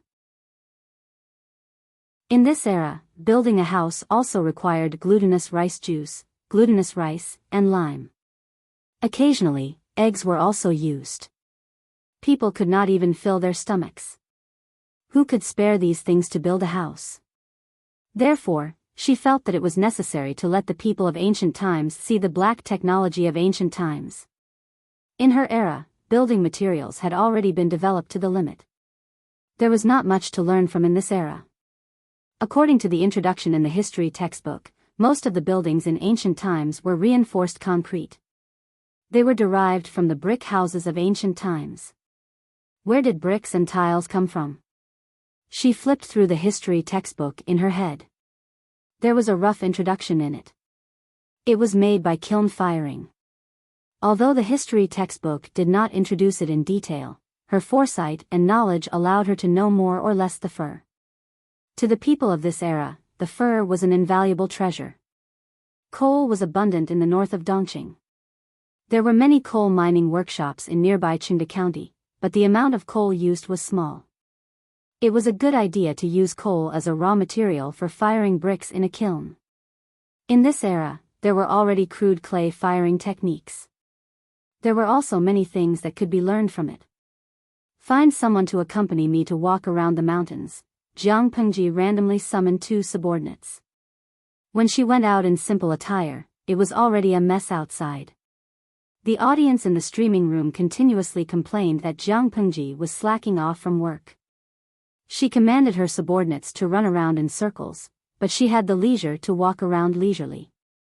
However, there was no lack of knowledgeable audience in the streaming room who saw through the trick. They believed that the streamer was definitely not that kind of person. She had her reasons for doing so. Reality proved that Jiang Pengji did not let them down. After walking for 2 days, she had a general understanding of the soil quality in the vicinity of Xianyang district. The plan in her mind was becoming more and more perfect. She consulted a few local farmers and hunters, and also personally investigated the area. She found a suitable clay material for making stone bricks. Of course, this was not the most important thing. She looked for mud not only for firing bricks, but also to arrange a proper outlet for the mud in the shopping center. Yes, the things sold in this lousy shopping center were lousy. The rubbish system even sold mud. In the past, when Jiang Pengji was bored and strolled around the shopping center, she had seen all kinds of mud. The price was abnormally high. The system introduced that each mud had its own value. For example, some mud was rich in nutrients and could increase the yield of crops. It could also transform barren land into fertile land. In short, it was very high-end. After the fake cloth was removed from the system, the mud category was only left with the simple and crude clay and sand. The price of each item dropped from the original sky-high price, almost to the point of crashing into hell. Chapter 419. The technology of the current era was indeed underdeveloped, but many technologies had their embryonic forms or general concepts. For example, there was already a crude technique for firing clay pottery, so it was not a problem to imitate it and build a kiln. Jiang Pengji ordered people to find an old man with good skills and asked him about his experience. Based on that, she designed a suitable kiln. The viewers in the streaming room were also enthusiastic to help, which greatly reduced her detours and allowed the work to progress smoothly. What do you think of the clay, sir? Jiang Pengji had already become a tabby cat. The wooden clogs she usually wore were changed into thick straw sandals. Her wide-sleeved shirt was changed into a simple and rough brown one. She did not look like a noble son from an aristocratic family, but more like the son of a farmer who grew up in a farm. If it was not for her noble temperament and elegant demeanor, perhaps people would have misunderstood. She had visited many places in the past 2 days and selected a lot of clay. Among them were some that she bought from the shopping center.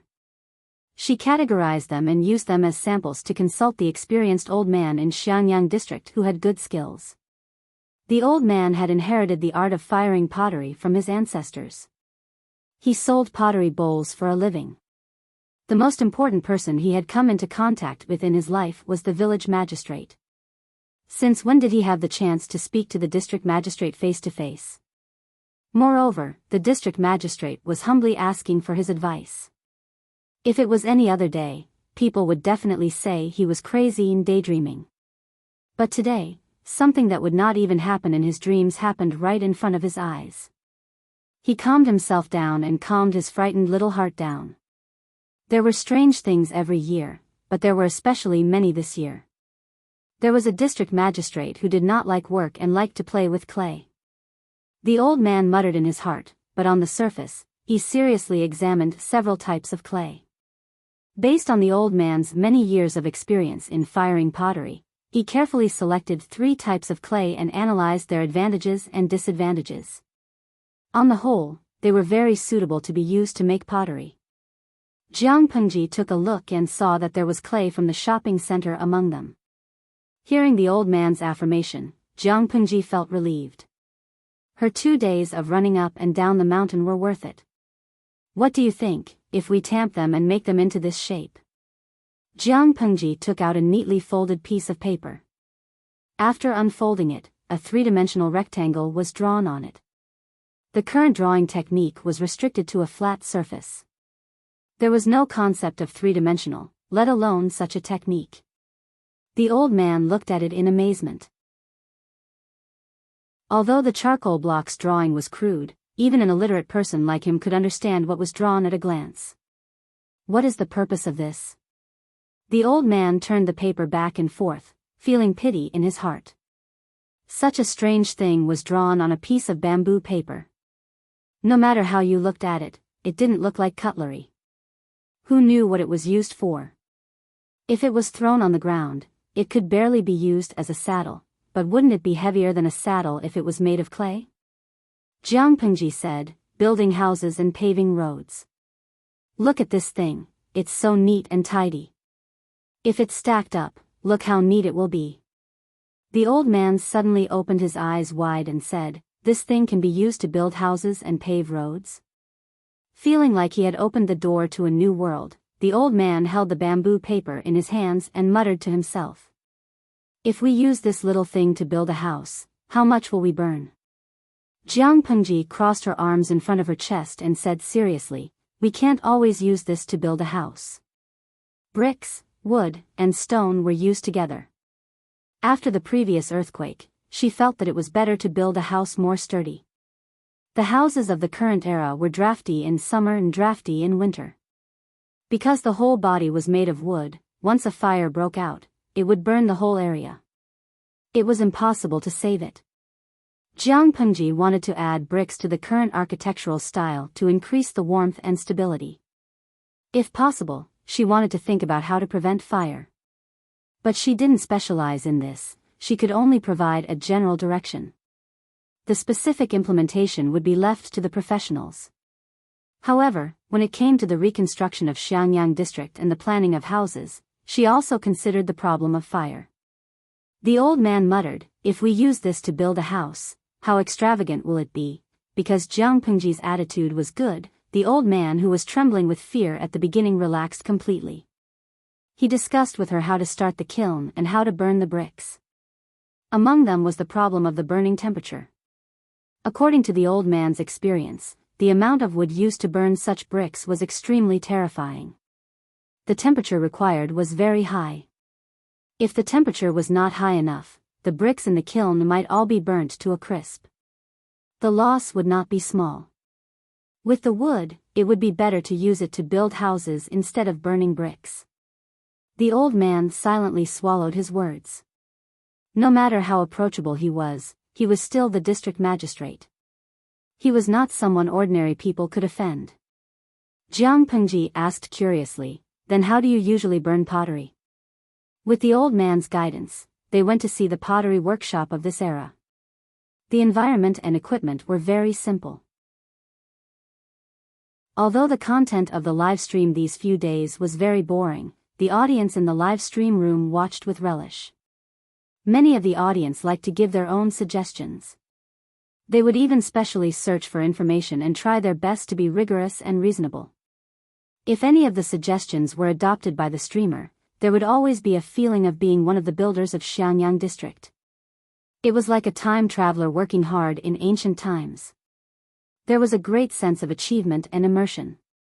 Chinga Manwu, I've read many time travel novels in the past. There was also a plot of building a kiln, but they burn glass. This thing was an absolute luxury in ancient times. It seems that the streamer is more practical and burns bricks. I feel that the value of this thing is much lower than glass. The difficulty shouldn't be high. Don't Huashuabadeo, I remember that glass seems to be a derivative of firing. When the streamer masters the technique of firing bricks and builds Xianyang district to prosperity, will you still be afraid of not having the energy to make glass? Streamer, don't carelessly use glass to cheat people. The rarer something is, the better it is. This thing will definitely make money. Little match that sells her daughter, #propping chin. You have to take it one step at a time. It's easy to pull your balls if you go too far. You're still messing around with bricks and now you're thinking of making glass. Nibbling the princess's poisonous apple, there are many reasons why pottery firing is easy to fail. But I think the temperature is the key. Nowadays, most of the fuel is wood. Firing a kiln consumes a lot of wood. It's very expensive.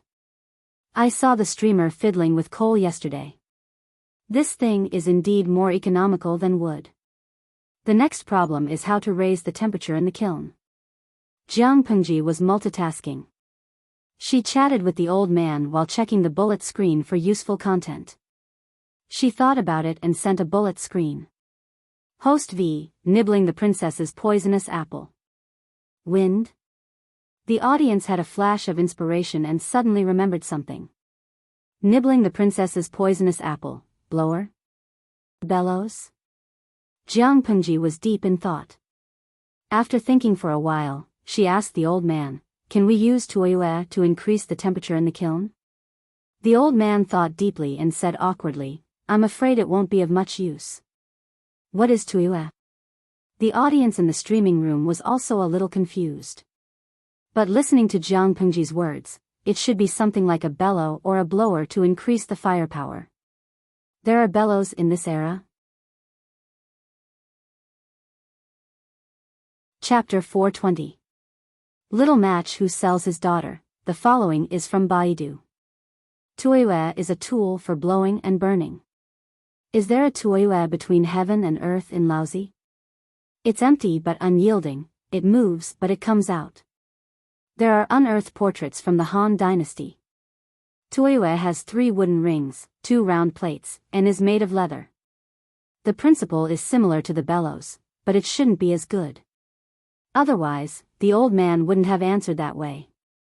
Little Match Who Sells His Daughter. I'll check Baidu. Baidu said that the double-action piston bellows is the most important invention in Hua country.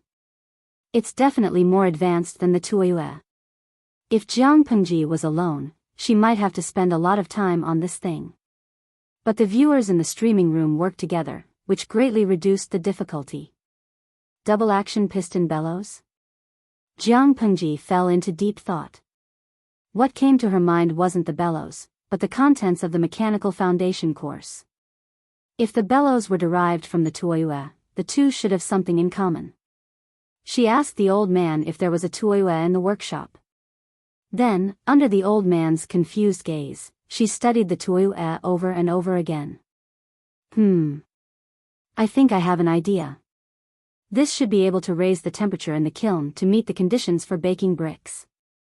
The old man saw her sitting on the floor, taking out new bamboo paper and laying it on the ground. He took a piece of charcoal and started drawing. His originally calm expression instantly cracked. I didn't expect you to be such a frivolous district magistrate. Why are you playing tricks instead of doing your job properly? The viewers in the streaming room also said, Streamer, why aren't you obediently fighting for the world? Why are you inventing? Streamer, if you steal someone else's job, the Mahist will cry in front of you. On the other side, Jiang Pengji was playing around with the tricks in the eyes of others. Her subordinates were already crazy busy. Luo Yue led 500 imperial guards to patrol everywhere. Not only did they have to pay attention to threats from the outside world, but they also had to pay attention to the security in the city. Needless to say, the facts proved that Jiang Pengji had foresight. Luo Yue caught 4 or 5 human traffickers who wanted to steal children or forcefully buy them. At first, he could still maintain a calm expression. He ordered his men to beat up the human traffickers according to the law and fine them a sum of money. Later, he directly arrested them and threw them into the district headquarters prison. If it wasn't for someone stopping him, he would have pulled out his sword and chopped them up. Damn bear, didn't he see that they were so busy that their feet didn't even touch the ground, wishing they could hit the back of their heads with their feet? To think that there would be such an ignorant fellow who would bump into me and increase my workload. Luo Yu, who was exhausted from working overtime, felt that anyone who tried to disrupt the peace and order of the county deserved to die. In reality, Luo Yu's situation was still considered good. The other people's situation could be said to be an Azura's battlefield. Qiguan Rang had never liked to stand out, but household registration was no small matter. He had to take it seriously. 50 to 60,000 people at the very most, and every single one of them had to be registered. How long would it take for him to be so busy? After 2 days in the Azura field, he couldn't care less about his demeanor and almost roared at Jiang Pengji. They wanted him. They wanted him. They wanted him. Important things must be repeated 3 times. However, 99 out of 100 people were illiterate, let alone able to write. Where was she going to find someone who could read and write for him? Qiguan Rang's eyes were bloodshot and bloodshot. He had completely lost his poise. I don't care, you have to give me the person, or I'll die in front of you. Jiang Pengji did not even dare to guess what realm the man had reached in his cultivation. In order not to drive Qiguan Rang crazy, Jiang Pengji could only think of a way. Perhaps it was a blessing from the heavens. She saw Takshu, who was serving her tea, and suddenly had an idea. She said excitedly, "There's someone." "Who?" Jiang Pengji said, "Aren't there a few girls living in the backyard of the district headquarters?" They were originally from an extraordinary background. If it wasn't for the Tsing-Yi army, they wouldn't have fallen to such a state. Not to mention how talented they are, I think they should be able to write. Why don't we hire a few to be your clerks and help you with the registration? Qiguan Rang furrowed his brows and said, "Sure." Before those girls met with misfortune, they were all famous rich girls in Xiangyang district. As the saying goes, the poor raise their children, the rich raise their daughters. All of them were literate, so it was not a problem for them to help with household registration. However, they still had to seek their opinions on this matter. Fortunately, Xiangyang district was north of Dongqing, so the atmosphere was not affected by the neighboring country, Zhongzhou. It was not a big deal for the girls to show their faces. Hearing this, the girls looked at each other. After hesitating, 9 girls agreed to help. The others either felt tired or felt that it was beneath them to deal with the commoners. Qiguan Rang was too lazy to express his opinion. He asked someone to prepare men's clothing for the 9 girls and even asked them to make their faces coarser. Then, he pulled them away. Before Jiang Pengji could heave a sigh of relief, Feng Jin quietly came to the door. He did not say anything, he just looked at her. She felt a little guilty. "Huayu, are you done with your work?" Feng Jin said with a pair of heavy eye bags. He had only slept for an hour for a few days in a row. The circles under his eyes were a little dark. "I haven't seen Changsheng and Jingxian for 3 days. I'm so busy that I don't even have time to see my wife and daughter." "My lord, don't you feel bad about this?" Jiang Pengji said innocently, "I have no one here. I cried, threw a tantrum and threatened to hang myself." "My lord, I don't want to make things as ugly as Wenjing," Feng Jin said faintly. The audience in the streaming room was extremely distressed. They continuously lashed out at Jiang Pengji, the Zhou Bapi. Lo Siji Lianmeng, look at you, streamer, what sins have you committed? Qiangbing Jinwu, a good son of an aristocratic family, was forced to say that he cried, threw a tantrum, and threatened to hang himself. It's a human tragedy. Han Yutong, that's enough. Streamer, do you have the heart to see Feng Jin hang himself in front of you? Pia Pia Yang, aren't there more than 10 women in the backyard of the district headquarters? Ask them. All of them are literate and can write. Host, can you bear to watch them eat rice and do nothing? Those are all shining grains. They don't fall from the sky. They cost money. You absolutely can't bear it. If you threaten and bribe them, they must work. If they refuse to work, the ones kneeling are your strategists. Feng Jin said faintly, yesterday, Jingxian sent someone to deliver a letter. She said that Changxing misses her father. Jiang Pengji held it in for a while and said, I'll try. After sending Feng Jin off, Jiang Pengji did not have time to catch her breath. Meng Han came from outside again. I really have no one here. If you don't believe me, go to the backyard and take a look. Meng Han was dumbfounded. He said, what do you mean there's no one in the backyard? Jiang Pengji coughed softly and said, nothing. Meng Han then began to report the progress of the past 2 days. Speaking of miserable, Meng Han was also very busy these days. He slept less than 2 hours a day. Even his meals were eaten while he was on the road. However, he was too honest. He always worked hard and did not complain no matter how hard or tired he was. After reporting the progress, he returned to his post and continued to fight. Jiang Pengji heaved a long sigh of relief. She ate some dry steamed buns to fill her stomach. She asked Takshu to get a basin of water for her to wash her feet. She lowered her head to clean the blisters on her feet.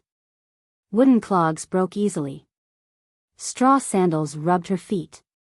She had been climbing up and down for the past few days and was very tired. At that moment, a message came from outside saying that Su Ku had arrived. Jiang Pengji was speechless. Not only was she speechless, but the audience in the streaming room was also convulsing with laughter. They kept saying that she was getting what she deserved. Chapter 421. Looking at the screen full of ridicule, Jiang Pengji felt like she was about to collapse. Host V, I'm telling you seriously, if you continue to ridicule me, I'm going to throw a tantrum and go on strike. This kind of threat was really weak to the audience. Instead, they laughed even harder. Zhuizhen Beishijing, Emperor of Dongqing, I'm not dead yet, you rebel, how dare you call yourself Emperor? Buduhuo Badeo, #propping chin, I feel that sooner or later the host will call herself Emperor, I'm just enjoying it first. Cat food is here, do you guys want to bet on why Su Ku is here? Is he looking for the host to ask for people or to report to her about his work? I think a crying child gets milk. Uncle Meng Han is too honest, he only works and doesn't talk. I feel sorry for him. I don't think Su Ku is the type to keep quiet, he's probably here to cry too. The audience started to bet. Jiang Pengji put her feet down and put away the tool she used to pick up blisters. In less than 2 breaths, Su Ku walked over with steady steps and bowed to her.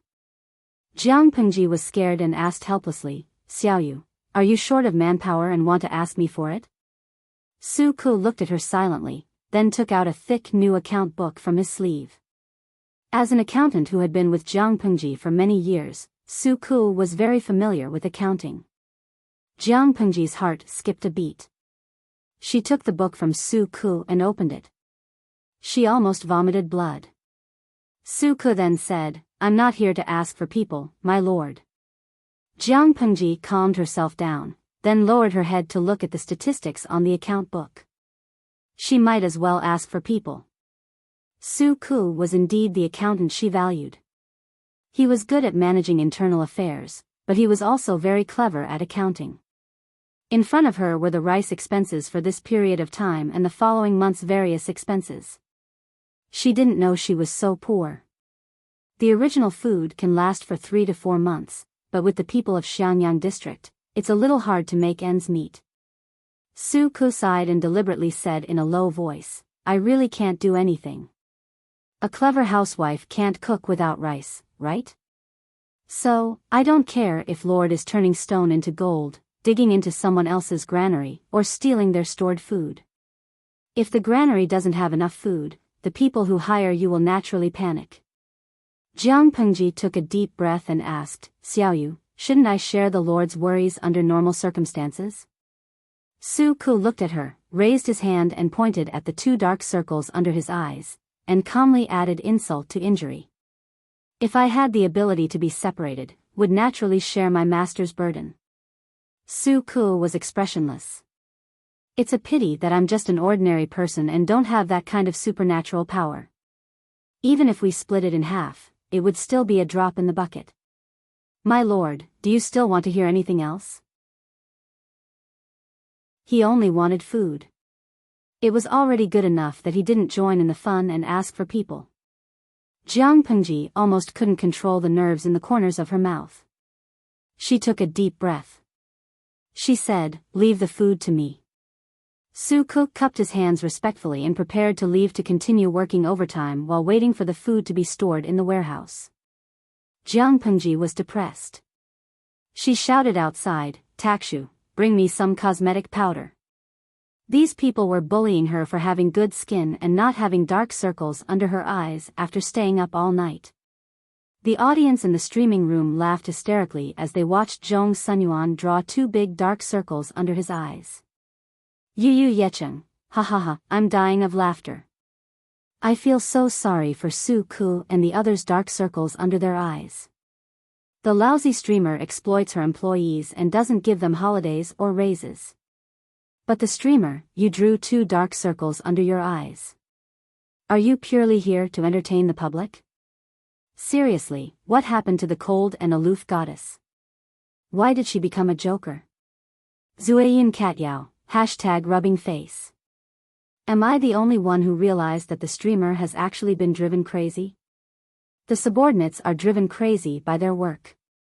The streamer is driven crazy by her subordinates and work. They were born from the same root, so why hurt each other? Outsiders thought that Jiang Pengji was playing in the mud and not doing her job properly, but the audience in the streaming room saw everything she did. The energy she spent these few days was no less than that of others. However, the streamer's skin was good, so there was no sign of her staying up all night. She was at a disadvantage. Jiang Pengji calmed herself down and grabbed a wet handkerchief to wipe off the dark circles on her face. She regained her usual cold expression and brought a few troops to transport grain. Although Su Ku didn't find out the truth, the shrewd accountant wasn't that easy to fool. He knew that Jiang Pengji had a way to get a huge amount of grain, but he didn't know how she did it. Using popularity points to buy grain from the mall was simply a fantasy for people in this era. Jiang Pengji didn't want to say it out to scare people, so she simply followed Su Ku's imagination and let him misunderstand that she had the talent to find grain depots. A batch of grain was transported from outside the city. Jiang Pengji watched as the troops stored it in the warehouse. Then, she sleepily rubbed her sore eyes.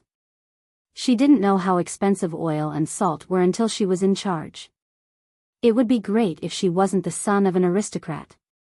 Then, she could shed all pretense of cordiality and seek help from the aristocrats. She would beat you up if you didn't give me the grain. It's not easy to be a good person. Jiang Pengji sighed.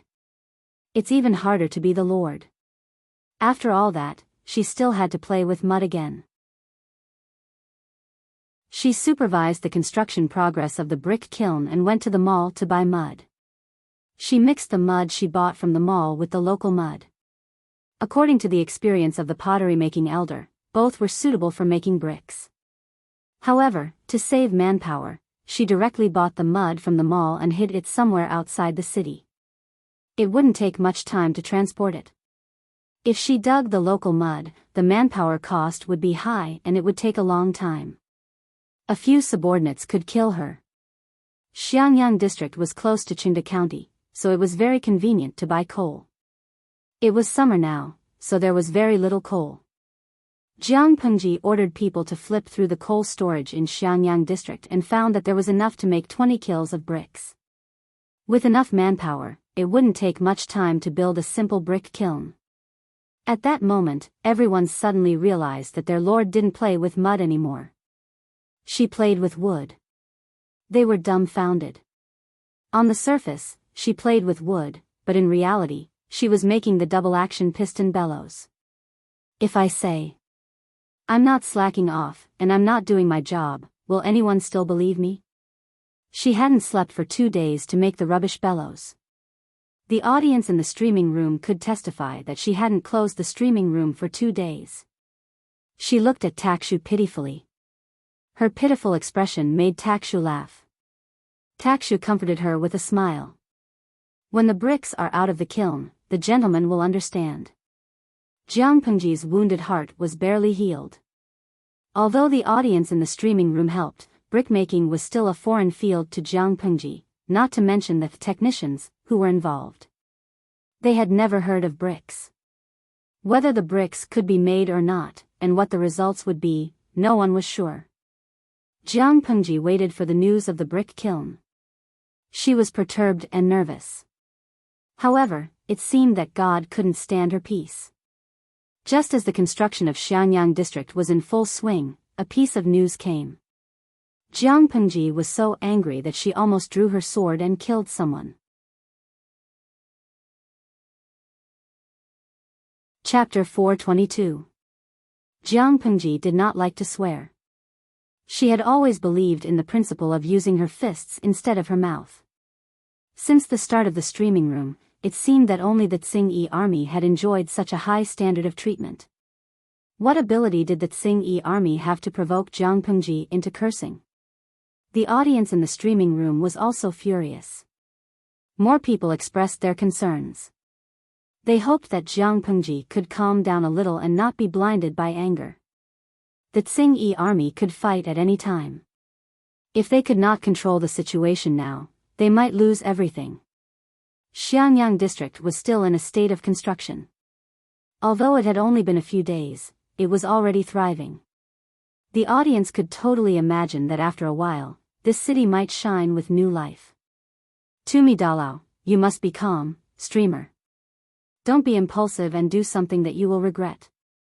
Baidu News Department, yes, yes. The debt of the Tsing-Yi army can be settled at any time. Streamer, don't be impulsive. Buxiang Jiagang Zixiangxi, impulsiveness is the devil. Someone, hold the streamer down. Apart from these persuasions, there were naturally people who jeered. Some were completely malicious, while others were too angry. Xingshi Zizi, what are you afraid of? Are you just going to be a coward? The Tsing-Yi army directly stepped on the streamer's head. These heartless fellows deserve to die. If the streamer does not do anything this time, guess how serious the consequences will be? The troops are indeed her private troops. They are all slaves, but they have also shed blood for the streamer. If the streamer does not bring people to save them this time, who will be willing to risk their lives for her in the future? Bwai Heshabi, didn't the Tsing-Yi army plead for the people? The streamer's troops saved so many people in Fengyi County. What did the Tsing-Yi army do? They burned, killed, and looted in Xiangyang district. After learning that General Jiao's Tsing-Yi army was destroyed, they directly vented their anger on the 2,000 troops in Fengyi County. They are simply beasts. Jiang Pengji was in no mood to read the bullet screen. She looked at the messenger solemnly. Her lips were tightly shut. The aura around her was filled with blood and ruthlessness. Even though she was dressed cleanly, she still gave the illusion that her whole body was stained with blood. She was like a soul reaper who had crawled out of hell. The technicians, who were looking after the brick kiln, shivered. They did not even dare to look up at her. Jiang Pengji curled her lips and revealed a bloodthirsty smile. I haven't even gone to look for trouble with them, but they've already come knocking on my door. Coincidentally, there's a shortage of manpower here. She didn't know how long she had been holding it in, but her voice had turned from clear to hoarse. It was very uncomfortable to listen to. Jiang Pengji said to the messenger, "Gather a few gentlemen and summon Coach Meng and Coach Luo. We're having a meeting." The last two words were almost squeezed out from the back of his molars, filled with killing intent. Qiguan Rang and the others arrived at the district headquarters one after another. As soon as they entered the door, they saw Jiang Pengji sitting at the seat of honor. Her aura was stifling. "Lord, what happened?" Qiguan Rang was the first to arrive, but he had never liked to be at the top, so he sat in a more secluded spot. As soon as he sat down, he saw Feng Jin and the others also entering. Their tired faces were filled with suspicion. They hadn't gathered together like this since the last meeting to assign tasks. Something big must have happened. This thought emerged in everyone's mind at the same time. Jiang Pengji didn't answer Qiguan Rang's question. She only gestured for them to take their seats before letting the messenger in. She said in a hoarse voice, "Repeat what you just said to the gentleman again." Hearing Jiang Pengji's voice change, their hearts skipped a beat. They tacitly turned their gazes to the messenger. The more they listened, the heavier their hearts sank. The messenger said, "This morning, a severely injured soldier arrived outside the city. After careful identification, he turned out to be one of my lord's troops. The soldier's injuries were severe. He only had time to say, the Tsing-Yi army attacked Fengyi County, attacked the troops at night and massacred the people. Due to his heavy injuries, he fainted and is still in danger." Attacked the troops at night? Massacred the people? When Feng Jin and the others heard this, their hearts sank. Qiguan Rang tightened his grip on the feather fan in his hand. He was the one who brought the 3,000 troops out of Chongzhou. Among them, 1,000 followed him to receive Jiang Pengji, while the other 2,000 went to Fengyi County to rescue the people. The situation in Fengyi County was more dangerous, so after Jiang Pengji took over Xiangyang district, she didn't bring the troops back. However, who would have thought that the Tsing-Yi army would be so narrow-minded? When they heard that General Jiao was killed, they took advantage of Fengyi County's unpreparedness to attack and occupy it. They even attacked the wounded camp where the troops were at night. For a moment, the entire district headquarters was immersed in a heavy atmosphere. After a while, Jiang Pengji heard a flurry of hurried footsteps coming from outside. Another messenger came in. "My lord, the troop who delivered the message has woken up." Jiang Pengji said, "Get someone to carry him in." Not long after, two people carried a stretcher in. A troop covered in blood was lying on it. He was barely breathing and his chest rose and fell weakly. When he saw Jiang Pengji approaching, his dull and lifeless eyes suddenly brightened. Two streams of turbid hot tears rolled down his cheeks. He said with great effort, "Lang Jun. The Tsing-Yi army. That group of bastards, attacked at night, and injured, many of our brothers, are now in limbo. Lang Jun, you must save them." Jiang Pengji clenched her molars and said, "I will bring them back, not one of them is missing." Hearing her promise, the troop's lips trembled a few times. His eyes were filled with nostalgia and regret, but they gradually dimmed. After a while, Feng Jin raised his hand and placed it under the man's nose, then felt his pulse. He said in a low voice, "He's gone." Jiang Pengji bit her lower lip and suppressed the surging murderous intent in her heart. Carry him away and give him a proper burial. Except for the first few servants she bought and the soldiers brought by Meng Han, the rest of the troops were basically bandits. In the beginning, they did submit to Jiang Pengji for the sake of survival. But after a long time, they found the feeling of being upright and upright people. Their hearts were filled with hot blood. Even if they were bandits with a goal. They were willing to shed their blood for those who understood them. Their feelings were mutual. They were loyal to Jiang Pengji, so she naturally cherished these subordinates. Jiang Pengji closed her eyes. When she opened them again, she was already calm. She looked at the stretcher that was being carried away and said in a flat voice, "I want to send troops to rescue them." Feng Jin opened his mouth and said after a while, I can understand my lord's feelings, and I won't stop you now. I hope my lord understands what it means to send troops at this time. There are many things to be done in Xiangyang district. It's so weak that it can't withstand a single blow. If my lord brings troops to support them, I'm afraid. Chapter 423. Qi Guanrang sighed and secretly tugged at Feng Jin's sleeves, giving him a look. His lord would never listen to such a matter of principle. As long as she did not make a decision out of anger, as a strategist, they should support her. In fact, if she chose to give up the 2,000 troops for the sake of the big picture, Qi Guanrang and the rest would be bitterly disappointed. Prepare for war. Jiang Pengji's face was cold. No matter how many people they killed, we will kill them 10 times or 100 times more.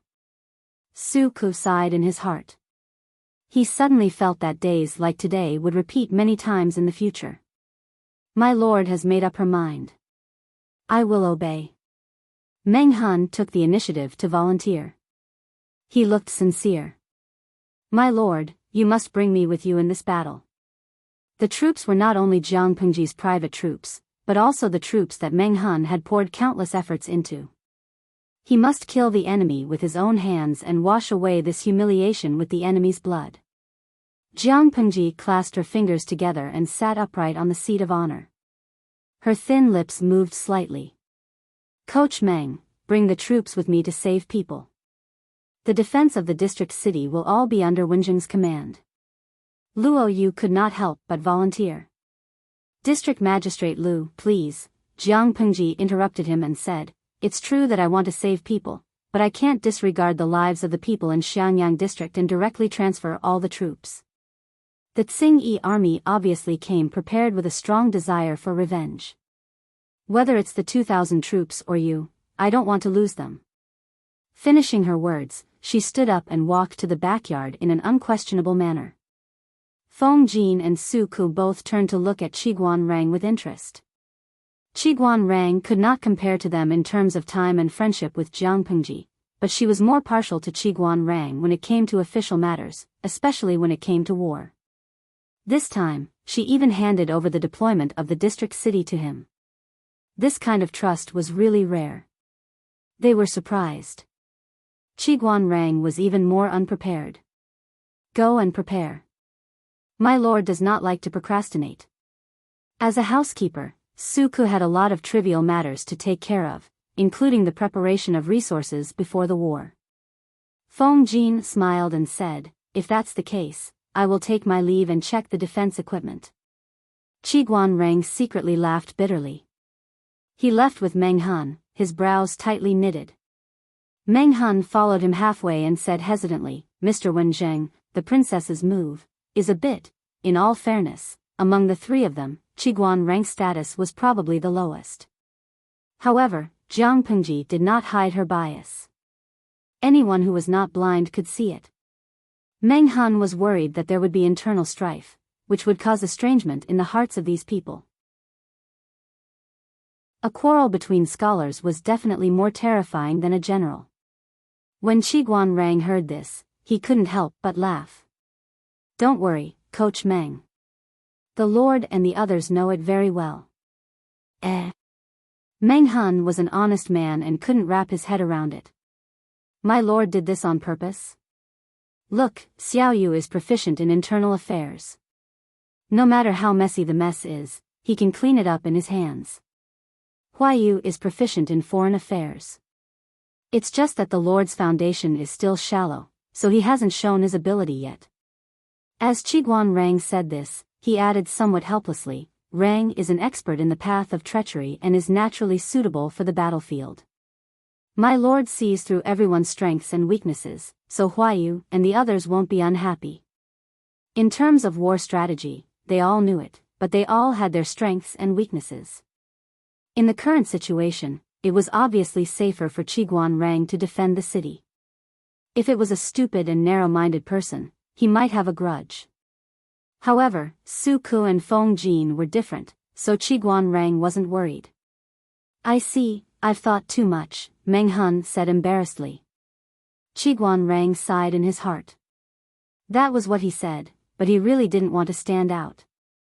However, the situation was not in his control. If he didn't stand out, he would only lose his life. He must defend the Xiangyang district. Fortunately, the defense equipment of the Xiangyang district was still there. He had recruited many soldiers these few days, so he still had some confidence. Qiguan Rang wasn't like the unruly Tsing-Yi army. If Jiang Pengji broke through the city defense set up by him, it wouldn't be that easy. In less than 2 hours, Su Ku completed the pre-war preparations. The troop of 1,000 people was ready to go. Everyone brought 6 days' worth of dry rations. Jiang Pengji didn't say any nonsense. She simply said, "Kill the Tsing-Yi army. We'll bring all our brothers back." The summer wind blew over hot and dry. Her voice was clearly heard by everyone's ears. Everyone felt as if a heavy boulder was pressing down on their hearts, and under the boulder was a roaring beast that was about to break out of its seal. "Kill the Tsing-Yi army. Bring our brothers back." Meng Hun shouted in a suppressed voice. "Kill the Tsing-Yi army. Bring our brothers back. Kill the Tsing-Yi army. Bring our brothers back. Kill the Tsing-Yi army. Bring our brothers back." The uniform roar resounded in the sky above their heads. It was deafening. The anger was about to burst out. "Let's go." Running with a heavy load was a regular training course for the troops. Ordinary people would be panting after running 3 to 5 miles. For the troops, they would at most be sweating. Moreover, they only brought improved crossbows, a bag of arrows, a water bag, and dry rations for the next few days. This bit of weight couldn't be compared to their usual training. Naturally, it was easier. Standing at the city gate, Qiguan Rang sighed as he watched Jiang Pengji leave with her men. He ordered his men to strengthen the defense. Originally, he thought that the next 6 months would be more stable. He was willing to work overtime brainlessly. Who knew that the Tsing-Yi army would be so blind to provoke Jiang Pengji? According to her vengeful personality, she would definitely wipe out the Tsing-Yi army in Fengyi County. "I guess I'll have a tiring life," he muttered in a low voice. There was a hidden worry in his eyes as he looked into the distance. "You must come back safely." After traveling for 4 hours, Jiang Pengji asked her men to stop and rest for 15 minutes. She spread out the great universal geographical map of Fengyi County. Meng Hun panted heavily and asked, "My lord, which direction should we go next?" The weather was too hot. Even if they didn't carry much weight, they were exhausted after a long journey. However, what made him even more depressed was that the troops who desperately came to ask for help didn't have time to inform the main troops of their location. Or rather, they didn't know where it was. The terrain of Fengyi County was more complicated. The troops were just outsiders. It was good enough that they could hold on to reach Xiangyang district to report. How could they expect anything else? Therefore, they could only think of a way to determine where the troops were trapped. This undoubtedly increased the difficulty of rescue. If they made a wrong judgment and took the wrong detour, it would be too late. "Bue Heshabi, I hope we can make it in time. Otherwise, that young man's sacrifice would have been in vain." Chapter 424. Jiang Pengji frowned as she looked at the sheepskin map in her hand. Meng Hun saw that she was focused and did not dare to disturb her. After a while, she drew a route on the map with her finger. "Let's go like this." Meng Hun looked at the sheepskin map with some doubt in his eyes. He did not know why she was so sure. Jiang Pengji panted heavily and drank half of the water in one breath. Then she threw it back to White's horse ornament. That person did not say where he was when he was alive, but the marks on his body showed everything. Jiang Pengji wiped her face with her palms. Her palms were full of hot sweat. It has been hot for a few days without rain. His clothes are stained with large patches of stains. The original color is almost indistinguishable, but the trousers from his feet to his knees are cleaner than other parts. There are some water plants in his straw sandals, which means that he waded in the water during his escape. From the great universal geographical map, there are rivers and water plants between the two parts of the road. This is the only place that fits these conditions. I think the troops fought and retreated at the same time and hid here. I'm not 100% sure, but I can only take a gamble. Meng Han looked carefully at the place that Jiang Pengji pointed out. His expression was solemn. If that's the case, they may still be alive. According to the map, the place that Jiang Pengji pointed out had a winding terrain. It was easy to hide. I hope so. She looked calm and undisturbed. The weather is hot now. It's easy to start a fire in the forest. If the Tsing-Yi army does not want to waste time searching the mountain and directly sets it on fire, it will be troublesome. Let's continue our journey. Now that time was tight, she naturally did not want to delay. What if they just needed a little more time? The flowing clouds drifted away, and the orange afterglow shone on the earth. The air became more and more stuffy, almost suffocating them. Gradually, the night sky darkened. At the foot of a mountain, a strong middle-aged man sat on a stool. He stared ahead fiercely as if he was dipped in poison. He spat on the ground and said indignantly, "Bah! I won't let any of these guys go today." Not far away, there were shadows. Be quick with your actions. Today, we will burn them alive on the mountain as a sacrifice to our brothers' souls in heaven. Hurry up, why are you lazing around? If you continue to slack off, the general will whip you to death. Hurry up and get to work. Rustling sounds rang out at the foot of the mountain. Thousands of figures swayed, each of them carrying something in their arms. Half an hour later, a middle-aged man dressed in coarse clothes bowed and said to the middle-aged man sitting on the stool, "General, everything is almost ready. This time, they won't be able to escape even if they have wings." Not to mention these 3,000 to 5,000 defeated soldiers, even if 3,000 to 5,000 perfected golden immortals came, they would still be roasted alive. They would absolutely not be given a chance to escape. Now that the weather was dry, it had not rained for several days. Once the mountain was set on fire, the fire would not stop even if they wanted to. Although he said that, the middle-aged man still felt a little scared. Previously, in order to vent their anger, the Tsing-Yi army launched a sneak attack on the so-called wounded camp at night. However, no one expected these people to react so quickly. Not only did they fail to annihilate all of them, but they were also discovered by the other side. It was laughable that these people were so stupid that they did not forget to bring along those burdens when they fled for their lives. Now they were forced to flee in a sorry state, and there were countless casualties along the way. In the end, they even fled to the mountain in a vain attempt to use the complicated terrain to shake them off. They were simply too stupid. Why did they enter the deep mountains to search? They could just directly set fire to it. These people did not notice that behind a huge rock on the mountain, there was a figure carrying a crossbow hiding. After a while, this person returned to the mountain with a heavy expression.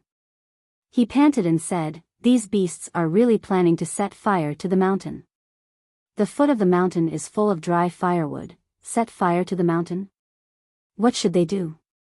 Hearing this, many people panicked. Most of these people were injured. Many of them were pale and had dark eye sockets. They looked listless. There were old people, children, and many young men and women. In the face of impending death, they could only hug each other and cry bitterly. They originally thought that these people could protect their safety and help them escape, but now they were in a desperate situation. The shadow of death shrouded their hearts. Under such pressure, finally, someone could not help but stand up and roar. "It's all because of you, Jinx. If not for you," poof. Before this person could finish speaking, an arrow emerged from his knee, and blood gushed out. Seeing that person wailing in pain and rolling on the ground while hugging his leg, many people screamed. The scene was almost chaotic. Pow! The person who shot the arrow pulled out the arrow. He did not mind the blood and dirt, and directly stuffed it back into the quiver. "I hope you understand that if not for saving you, why would my brothers and I be trapped in this lousy place? My brothers who have followed me for 3 to 4 years died to save you useless people. I didn't complain, so what right do you have to speak? All of you, shut up. Whoever dares to make any noise will end up like this. At this moment, someone laughed sinisterly and echoed, that's right, if not for our master's generosity, who would want to drag you out from the ruins? Now that the Tsing-yi army has come knocking, you're starting to throw away your burdens. If I had known that I would save a group of ingrates, would have abandoned you long ago. Let's see how the Tsing-yi army treats you. The men will be beheaded and their legs will be chopped off, the women will be used as prostitutes, and the children will not be spared. By the way, I used to be a bandit. I don't mind going back to my old profession and killing you first to vent my anger. Enough, the more you speak, the more outrageous you become. The person who spoke was a youth in brown. He sat on a rock, and a silver-white spear was placed beside him. He had dashing eyebrows and bright eyes, and a handsome face. Even though the bloodstains on his face had dried up, it still could not hide his unparalleled beauty. There was a 3-inch long wound on his left arm. Even though it was tightly bandaged with rags, blood still seeped out. He seemed not to feel the sharp pain in his arm, and his expression was normal. If not for the troops' words that crossed the line just now, he would not have even frowned. Brotherly, we've implicated you this time. Although he was reprimanded, the troop did not seem to be angry. He even smiled apologetically at the youth. If not for the youth in brown's righteous help, leading them to flee everywhere and relying on the advantage of being familiar with the terrain, they kept approaching Xiangyang district. Along the way, they caused trouble for the Tsing-yi army several times. They were afraid that they would not have lasted until now. They would have reported to Yan Luodian long ago. The youth with the surname Li shook his head slightly and said in a low voice, I'm fine. What should we do next? Are we just going to sit here and wait for death? Someone murmured softly. Everyone was silent. Out of the 2,000 troops, there were less than 1,000 now. The remaining brothers were all killed by the Tsing-yi army in order to cover their retreat or protect the people. One by one, they died tragically. Thinking of those scenes, some of them could not help but cover their eyes and cry. Chapter 425. After the youth with the surname Li heard him, he said boldly, how can I miss out on such a joyous occasion? The troop member's face was bitter. He said to Li Yun, Brotherly has already helped us a lot. We can't let you lose your life no matter what. You're skilled in martial arts. You'll definitely break out of the encirclement. We don't ask for anything else. We only ask for Brotherly to go to Xiangyang district and tell our master Lang Jun that even though we're bandits, we have the guts to fight till the end. We didn't embarrass him today. Li Yun stood up with his spear in his right hand. You're all unyielding men. If I abandon you, I won't feel at ease for the rest of my life. There's no need to say anything. Either we rush down together and fight again, or we walk together on the road to hell. Or we wait for death here. Don't make a fuss. Li Yun's heroic demeanor boosted everyone's morale by a notch. Yes, what was there to be afraid of? Even if they couldn't survive today, at most they would walk on the road to hell. They had so many loyal brothers by their side. They wouldn't be lonely at all. They were originally bandits. Every day, they lived with swords and blood. They were already indifferent to life and death. At most, they would leave a scar as big as a bowl and come back to the human world 18 years later. Brotherly, I owe you 2 lives. If there's a next life, I'll do anything for you. Li Yun's martial arts were very strong. In the eyes of many troops, he was even stronger than their chief instructor. His spear technique was vigorous. He didn't have any stage fright even when fighting 1 against 10. If it wasn't for Li Yun's help, the troops would have been wiped out. They wouldn't have the chance to talk about their lofty aspirations here. Don't be fooled by Li Yun's usual manner of speaking and smiling, appearing to be very cold and aloof. he was actually very shy on the inside. He smiled shyly at the troop's heartfelt words. He didn't have the slightest sorrow of going to hell. We're all brothers. Why bother about this? The troop member was startled. After a while, he said with reddened eyes, yes, we're all brothers. Given the current situation, the troops had no way to take care of the people. In the beginning, if they abandoned the people, the Tsing-yi army's night attack wouldn't cause much harm to them. However, in the end, he could not bear to give them up. Once he gave up, these people would practically be sentenced to death. The Tsing-yi army raised the banner of doing everything for the people, but in reality, they were just a group of mobs venting their inner anger and acting recklessly. Look at the scenes wherever they went. They even looked down on the troops who were originally bandits. Even when they were bandits, they were not as arrogant as the Tsing-yi army. At this point, they were already helpless. They couldn't even protect themselves, so how could they protect these commoners? Everyone in the troop packed up the few arrows in the quiver, checked the use of the crossbows, and wiped the daggers or long knives on their waists. They all looked serious, as if they were not going to die, but were preparing for some kind of solemn ceremony. Everyone made up their minds. Even if they died, they wouldn't let those bastards have a good time. The solemn atmosphere affected the young children, and once they opened their mouths, they wailed loudly. A little girl in a red cotton-padded jacket, she looked no more than 4 or 5 years old. She escaped with her sister. She grabbed the corner of a troop's shirt with her little hand. Her watery eyes became rounder because she was starving, and tears welled up in her eyes. She looked at the troop pitifully. "Uncle, hungry?" The troop lowered his head and looked at her. They looked at each other silently for a while. Then, he searched his body with both hands and found a bag of dry steamed buns. Then, he took off his water bag. "Soak yourself in the water and go on your way after you're full. Even if you die, don't be a hungry ghost." The child shouted inarticulately, unwilling to take the water bag and the steamed buns.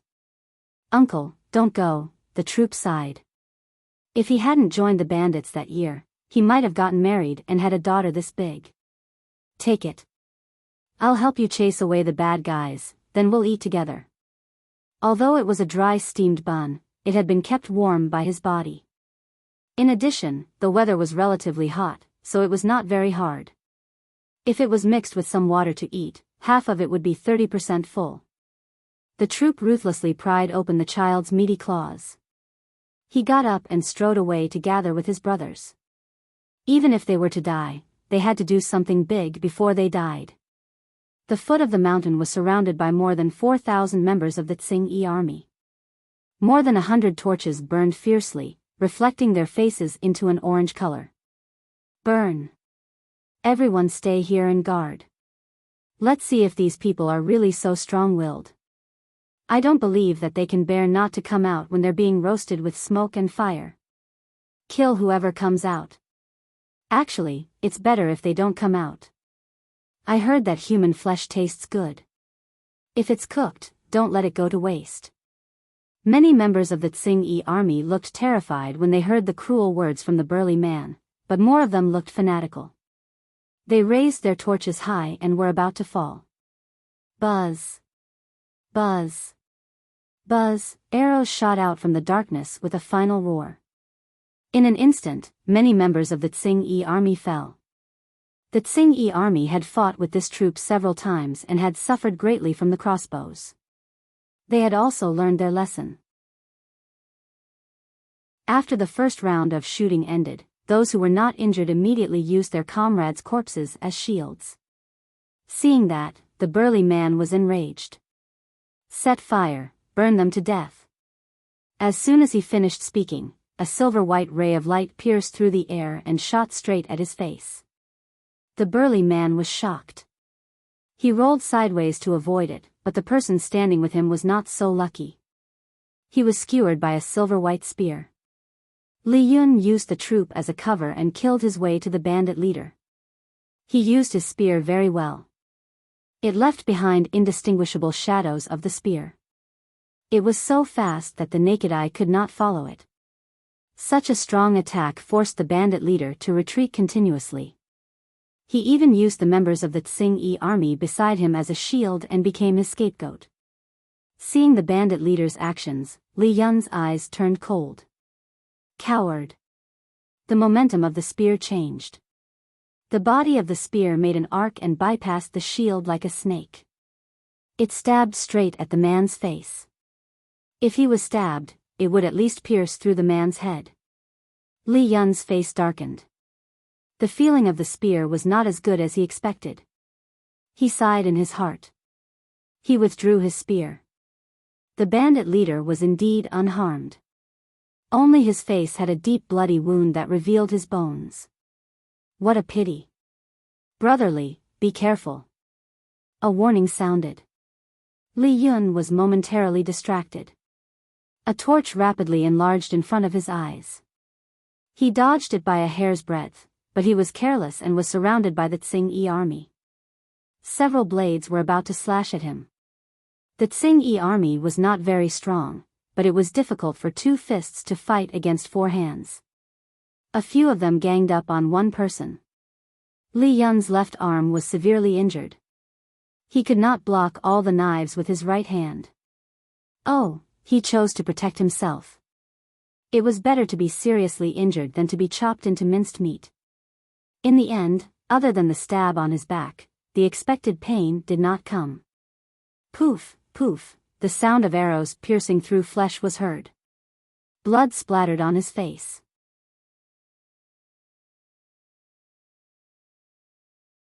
Chapter 426. Is that the crossbow of the troops? Li Yun recognized the familiar buzzing sound immediately, but he realized that the direction of the arrows was wrong. Before he could think, a few more arrows pierced through the air, accurately saving a few troops who were on the brink of death. No. Are they reinforcements? Li Yun's face was filled with joy. If he could survive, who would want to seek death? After thinking about it, the silver-white spear returned to its threatening state and instantly repelled 2 enemies. He shouted loudly, "Brothers, reinforcements are here." Reinforcements? Could it be that the brother who volunteered to look for Lang Jun for help had already completed his mission? A strong desire to live ignited in his heart.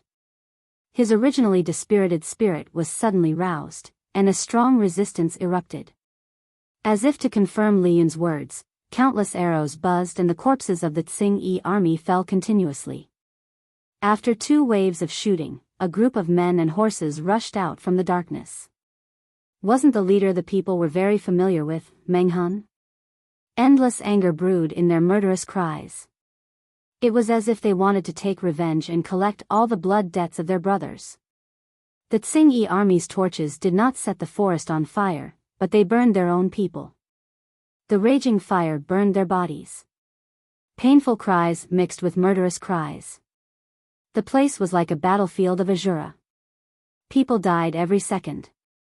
Jiang Pengji put down her crossbow, raised her hand to pull out the long sword from her waist, and rushed to the battlefield. The sword in her hand rose and fell, taking a life with each slash. In a short while, her body was stained with blood. Li Yun picked up his spear again to look for the bandit leader. Who knew that the bandit leader ran so fast, wanting to escape when he saw that the situation was not good? Where is he? He was suspicious. He used the spear in his hand to carve out a path of blood, but he did not see the strong bandit. His eyes narrowed, and he saw a familiar figure. It was as if he saw the most beautiful virgin, and his eyes lit up. He was about to rush over to snatch the head, but before he could get close, a white light flashed across the bandit's neck, and his head flew up into the sky. When he looked again, a pair of unfamiliar hands grabbed the fallen head. Li Yun was speechless. Who snatched his head? The enemy is a bandit. Whoever doesn't surrender will be killed. The skinny youth raised the head of the muscular man high up, and his hoarse voice was filled with strong unwillingness. Of course, Jiang Pengji was indignant.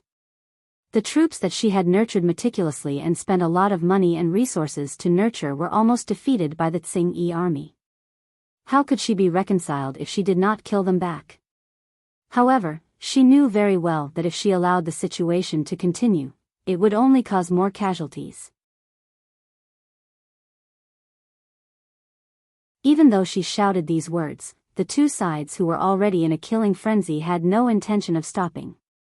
Only when the Tsing-Yi army gradually fell into a disadvantageous position, the foot of the mountain was covered with charred corpses and the strong smell of burnt meat filled their noses did they gradually regain their senses. The remnants of the Tsing-Yi army knelt on the ground and surrendered. Some of you, check the captives. The rest of you, go and extinguish the fire, lest it burns the forest. Jiang Pengji said in a hoarse voice. She casually threw the level stone aside. Her eyes revealed a ferocious glint, and no one dared to look her in the eye. I'll settle the score with the Tsing-Yi army sooner or later. He deserves to die for injuring my subordinates. Meng Hun clenched his fists, anger brewing on his calm face.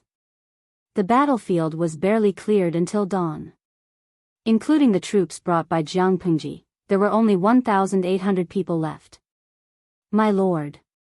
Meng Hun opened his sore eyes, as if he would cry in the next second. He could not help but feel heartache.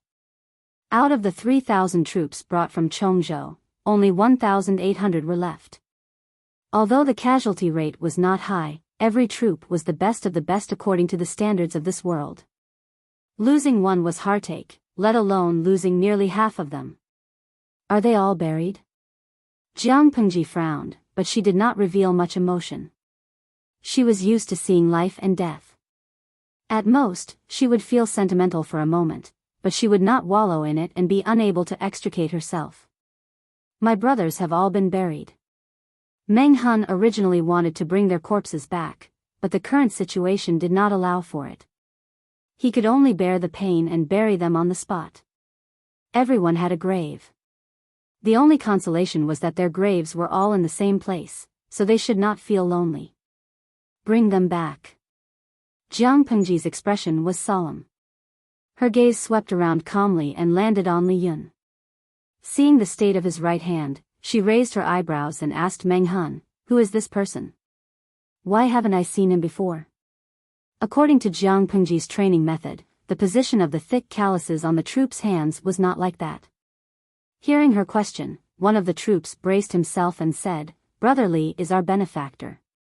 Benefactor? Jiang Pengji looked at Li Yun. What's going on? At the mention of Li Yun, many people felt that they were really lucky. Li Yun was from Fengyi County. His parents died when he was young, and he learned martial arts from his mentor in the mountains near Fengyi County. Previously, when the troops were being chased by the Tsing-Yi army, Li Yun happened to pass by. He heard about the atrocities of the Tsing-Yi army and subconsciously sided with the troops. He enthusiastically volunteered to lead the troops and help them get rid of their pursuers. He looked cold, but in fact, he was a friendly young man. He was straightforward and not pretentious. In addition, he helped to save people several times, so he was quickly accepted by the troops and they called each other brothers. Jiang Pengji listened and calmly replied, "Oh. Do you have anywhere else to go?" Jiang Pengji asked Li Yun. Li Yun did not react for a moment, then he said, "My master asked me to go down the mountain to take a look, but he didn't specify where to go." In fact, his master's original words were that the situation in the world had changed. Only by continuously challenging people and fighting could he improve his martial arts skills. Hence, he asked him to go down the mountain to broaden his horizons. If he returned with a scholarly reputation, he might be able to marry a good wife and carry on the Li family's ancestral line. Because Dongqing valued literature and restrained martial arts, learning martial arts was not as popular as learning literature. His master originally said that Li Yun would become a big problem. Now that the world was in chaos, it was a good time for martial artists to rise and roam the world. If you don't have a fixed goal, why not come to Xiangyang district? Now that the north of Dongqing is in a mess, it's very dangerous for you to be alone outside. Li Yun thought about it and nodded readily. Okay. He saw that the slender youth in front of him was very skilled. If he went to Xiangyang district, he might have a chance to spar with him in the future. Although Li Yun was smart, he had blind trust in his master. He would never forget his two goals for going down the mountain: to fight and improve his martial arts skills, to gain a scholarly reputation and get a wife. Seeing the aloof Prince Charming reveal such a naive and sweet side, the audience in the streaming room expressed their amazement. Tumi Dalao, #propping chin, the handsome Prince Charming has been lured to Xiangyang district by the streamer just like that. Doesn't he know that the streamer's boat can only be boarded and not left? You can refer to the pitiful coach Luoyue, now he's working overtime like a dog. Buxiang jogging Xixiangxi, I seem to see the future of a delicate flower gradually withering under the pressure of working overtime.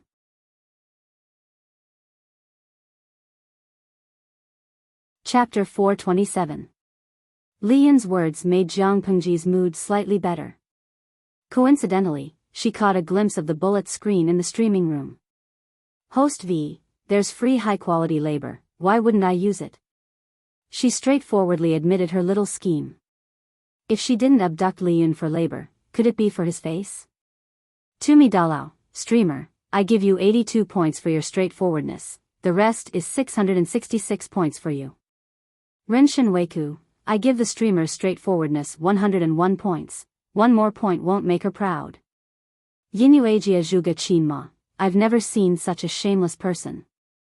I only admire the streamer for being thick-skinned. Shanshaotio, compared to the streamer, even Zhou Bapi seems to have become kinder. Trinitrotoluene, all of you are talking about the streamer, then I pity the handsome Li Yun. I'm a fan of his looks. He's handsome, can fight, and has a strong contrast. There aren't many handsome guys like him in this society anymore. I should be a fan and cherish them. Li Yun was completely unaware that his looks were sought after by the audience in another world. He brandished his spear with one hand and flung away the blood stains on the spear. His movements were elegant and clean. This dashing action mercilessly poked the cuteness of some fangirls. Jiang Pengji ignored the agitated bullet screen and leaped onto White's back. After a night's time, the troops had been assembled. Counting the number of people, there were about 1,500 members of the Tsing-Yi army as captives, and 2,300 people from Fengyi County were escorted out by the troops who risked their lives. Jiang Pengji gave them a choice: whoever was willing could follow her to Xiangyang district. If they were unwilling, there was no problem. They would be given a day's worth of rations. Their life and death would be up to the heavens. Everyone had witnessed the brutality and recklessness of the Tsing-Yi army. Now they didn't even dare to return to their hometown, let alone walk outside. Therefore, except for a few who wanted to seek refuge with their relatives, most of the people chose to follow Jiang Pengji to Xiangyang district. No matter what, it couldn't be worse than the current situation. It wasn't far from Xiangyang district. Even if they rushed all the way, it wouldn't take more than 12 hours. Even though the Tsing-Yi army captives and ordinary people were somewhat of a hindrance, it would take them at most 2 or 3 days to cover the journey. As for the rations for the journey, everyone would save some. It should be able to last until they reached Xiangyang district. It was fine as long as they didn't starve to death. Jiang Pengji was calculating in her heart. From the corner of her eyes, she saw the emaciated faces of the troops and her heart softened. Let's eat something first. We'll continue our journey after you're full. The troops received the most rations, while the common people only got half. Regarding this distribution method, even if the commoners had complaints in their hearts, they did not dare to voice it out. As long as they didn't starve to death, they would be able to survive until they reached Xiangyang district. Jiang Pengji gave the troops time to eat. Almost everyone held the dry food and chewed it in big mouthfuls. They ate very fiercely. Some people's eyes reddened as they ate, their salty tears wetting their rations. "Uncle, are you crying from hunger?" The little girl in the red jacket widened her round eyes and used her meaty claws to wipe away the tears on his face. She thought for a moment, lowered her head, and took out half of the steamed bun that her troops had given her last night. She handed it to him. "For you." The steamed bun had already gone bad. The soldier raised his hand and rubbed the little girl's head. This is more delicious. I'm envious of it. That's why I cried, to exchange it with you. The troop took back the rotten steamed bun and secretly stuffed the dry food in his hand to the child. Let's eat together. Not only him, but almost all the brothers thought they would not live to see the next day. They did not expect that their master would personally bring people to rescue them. Calculating the distance between the two places, it was not difficult for them to imagine how fast Jiang Pengji and the others had traveled all the way. The more it was like this, the more touched they were. They wished they could die for their master. Okay. The little girl answered crisply. Her face was full of innocence. My lord, something bad has happened. Meng Hun caught up with Jiang Pengji in a few quick steps. He said with a serious expression, I've asked a few brothers. They said that the Tsing-Yi army had divided into two groups. One group chased after them to kill them, and the other group directly headed for Xiangyang district. According to their speed, I'm afraid they have reached Xiangyang district at midnight last night. Should we hurry back to rescue them? Jiang Pengji closed her eyelids and said calmly, no need. Follow the normal speed. Meng Hun's heart tightened. He did not understand why Jiang Pengji was not the least bit nervous or worried. My lord's foundation is still weak. Xiangyang district is the only place to stay. However, Xiangyang district has experienced the earthquake and the Tsing-Yi army's rampage. It is still in the stage of construction. It is simply a bottomless pit. If Xiangyang district is conquered by the Tsing-Yi army, it is equivalent to handing over all of Jiang Pengji's assets to the Tsing-Yi army. Even Master Qiguan and the rest will die. Jiang Pengji understood Meng Hun's worries. She said, you should have more confidence in Wenjing. He was born at the border of Dongqing. He is used to such things since he was young. Frankly speaking, the Tsing-Yi army is just a motley crew. Their numbers are like praying mantises, but the power they can exert is even weaker than praying mantises. Without a large number of siege weapons, do they still want to take Xiangyang district from Wenjing? If they really take it down, Wenjing does not need the Tsing-Yi army to do anything. He will commit suicide out of shame. Meng Hun was stunned. He really did not think of that. Jiang Pengji suddenly sneered. Her eyes revealed a somewhat malicious glint. Compared to Xiangyang district, I am actually more worried about the Tsing-Yi army. Wenjing is an expert in the treacherous way of killing. His essence is to drive people to death. He does not care about whether his methods are light or dark. Let him defend the city. I also do not know how many of the Tsing-Yi army will survive. Xiangyang district is still lacking people. I hope not too many will die. Meng Hun listened and was secretly speechless. Obviously, he and Qiguan Rang have been together for a few years. Why is it that his understanding of Qiguan Rang is less than half of the Lord's? Do you know why the Tsing-Yi army was defeated so easily? Jiang Pengji said scornfully, a group of ordinary people without armor, how can they resist other people's knives, spears, and sticks? Attacking a city is not like other things. If the attacking party does not have enough siege weapons and wants to climb the enemy's wall, then they have to sacrifice their lives. Naturally, Jiang Pengji's previous night attack on Xiangyang district was purely a special case. After returning, I really have to pay attention to the development of this area. I wonder which famous Mahists are there in Dongqing. Jiang Pengji nibbled on her rations and muttered to herself. If there were, she really wanted to kidnap a few of them back. People in ancient times thought that it was just a strange and obscene technique. However, Jiang Pengji knew that technology could change the fate of a country. Let's not talk about the distant ones. Taking the most basic siege weapons, ladders, giant catapults, siege carts, siege towers, ramparts, ballistae, all of these could play a huge role in a siege.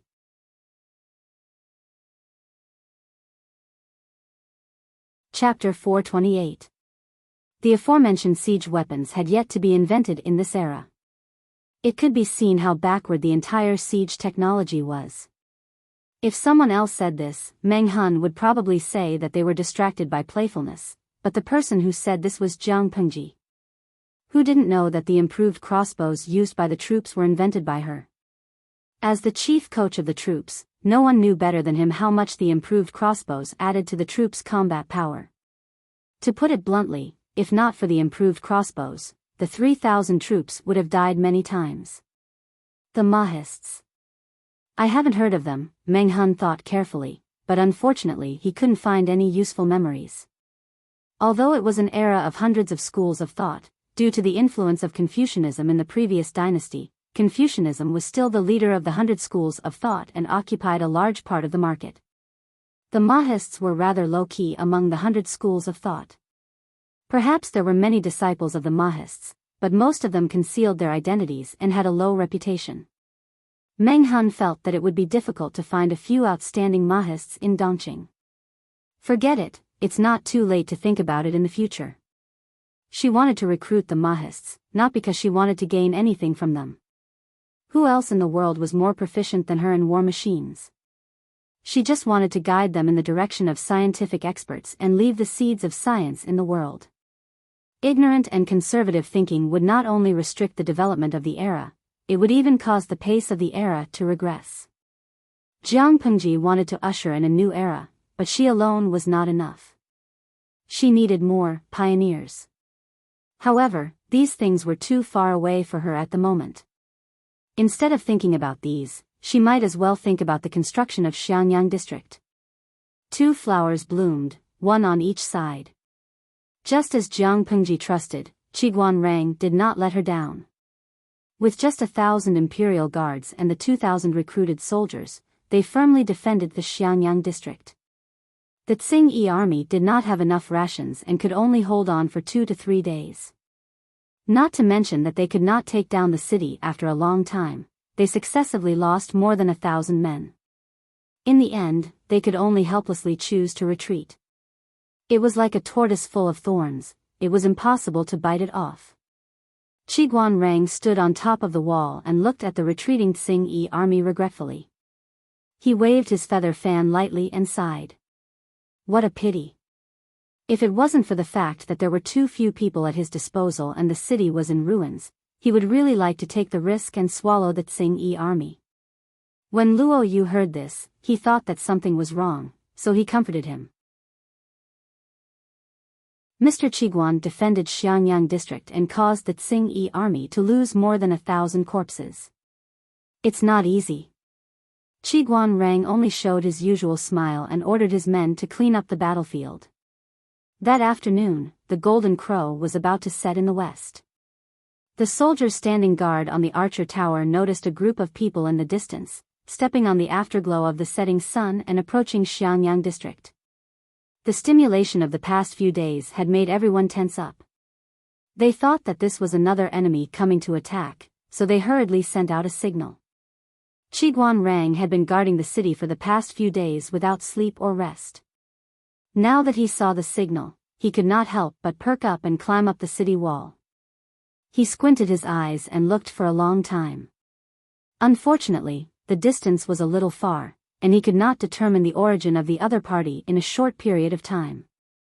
After a while, he said, "It's nothing. Our Lord has returned. The Lord is back." When the soldiers guarding the city heard this, they almost jumped in joy. Qiguan Rang opened his bloodshot eyes and said hoarsely, "Send someone to inform Feng Langjun and the others." He raised his hand to wipe his face. He had not washed his face for a few days, and there was a layer of grease on his face. Fortunately, Qiguan Rang was not obsessed with cleanliness.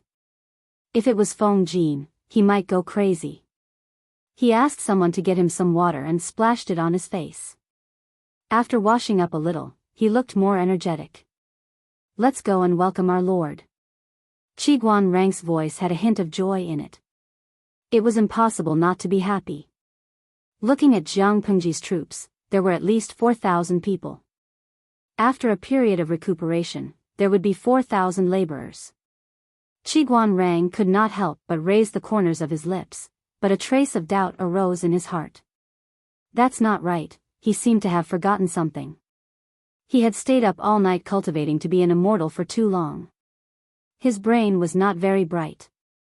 Guanrang subconsciously did not think about what he had forgotten. From afar, Jiang Pengji saw the mess of Xianyang district. The few city walls were stained with the blood of countless people. Looking at the situation, although Guanrang had steadily defended Xianyang district, the pressure was obvious. Rang respectfully welcomes our lord. Jiang Pengji jumped off the horse and helped Guanrang up, who had come out of the city to welcome her. His eyes were bloodshot, and the dark circles under his eyes became more obvious. The viewers in the streaming room felt sorry for him. It was rare for Jiang Pengji to be soft-hearted. She said, "It's been hard on Wenjing to defend the city these few days. Leave the rest to me and Huayu. You should go back and rest first, lest you tire yourself out." This time, Guanrang did not stubbornly say he was not tired. Not to mention anything else, he felt that he could fall asleep instantly if his head touched the pillow. Feng Jin and the rest received the news and rushed over. Seeing that Jiang Pengji had returned safely, they immediately heaved a sigh of relief. The scale of the Tsing-Yi army that attacked Xianyang district was not large, and they were just a motley crew. They had the advantage of the city walls and the equipment to defend the city. In comparison, Jiang Pengji and the rest who went out to rescue them were in more danger. Now that they saw her return unscathed, the boulder in the hearts of Feng Jin and the others was finally lifted. Looking left and right, why did they not see Guanrang? Wenjing is too tired from guarding the city these few days. I just let him go back and rest first. After Jiang Pengji finished speaking, she then turned to Feng Jin. Huayu, I'll leave the matter of how to make arrangements for the people of the Tsing-Yi army and Fengyi County who were captured. There are many young and strong men among them, I think they can be put to good use. Feng Jin knew that there would be many more households in Xianyang district, and he immediately felt sorry for Guanrang. One must know that this unlucky brother was in charge of registering the household register. The more people there were, the more work he had to do. In ancient times, there were no computers or typewriters. When Guanrang re-recorded the household register, every word had to be written by hand. Not to mention him, even the few girls he borrowed from Jiang Pengji had dark circles under their eyes during this period of time. Now that there were suddenly thousands of people added to Xianyang district, it meant an endless life of overtime. Guanrang did not show any reaction on the surface, but he was probably gnashing his teeth in anger. Feng Jin secretly thought to himself, but he agreed to it verbally. Jin will definitely make arrangements for them. Jiang Pengji then said to Su Ku, with thousands of extra mouths, the food in the granary can't withstand the consumption. Recruit labor from these people as soon as possible and let them work in exchange for food. After all, we are not running a charity, the free food can't provide for a few meals. Su Ku nodded. Although the workload had increased, compared to Guanrang, he could still accept it. Humans could not withstand comparison. As for the troops. When Jiang Pengji mentioned the troops, she could not help but think of the fact that nearly half of them had been lost. Thinking about it made her heart ache. Coach Meng, let the troops have a day off first. They have been running all over the place during this period of time, everyone is tired. As for the brothers who are injured, give them time to recuperate according to the severity of their injuries. They will not join the work in Xianyang district for the time being. Wait until their injuries are healed, then arrange tasks.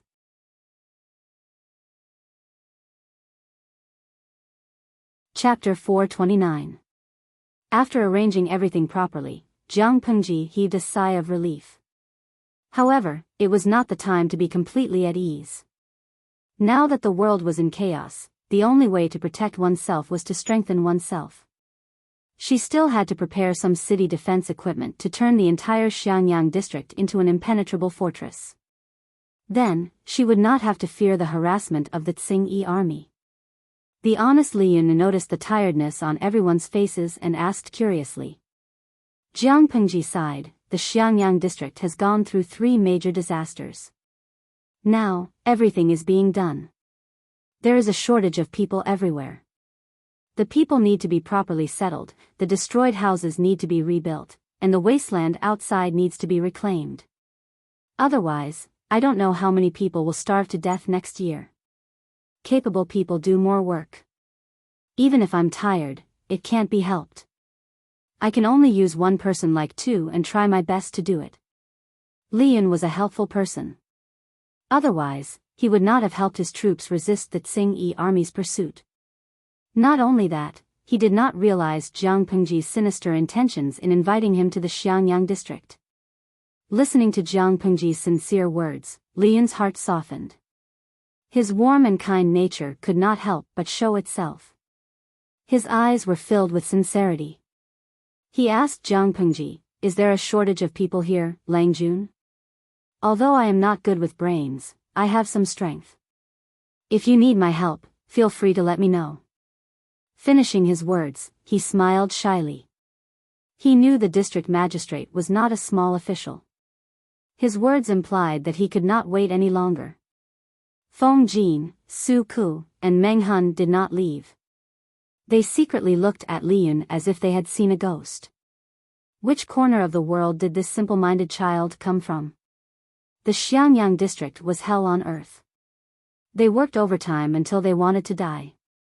The few of them had boarded the pirate ship and could not get off. Why did Lian want to harm them and seek abuse?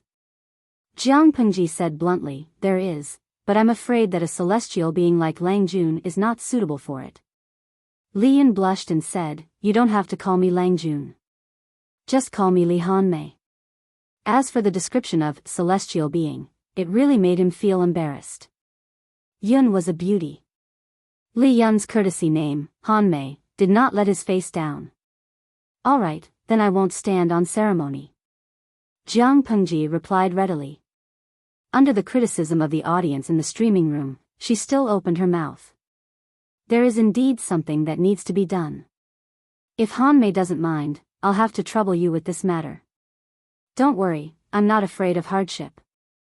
Lian was an honest child, this could be seen in all aspects.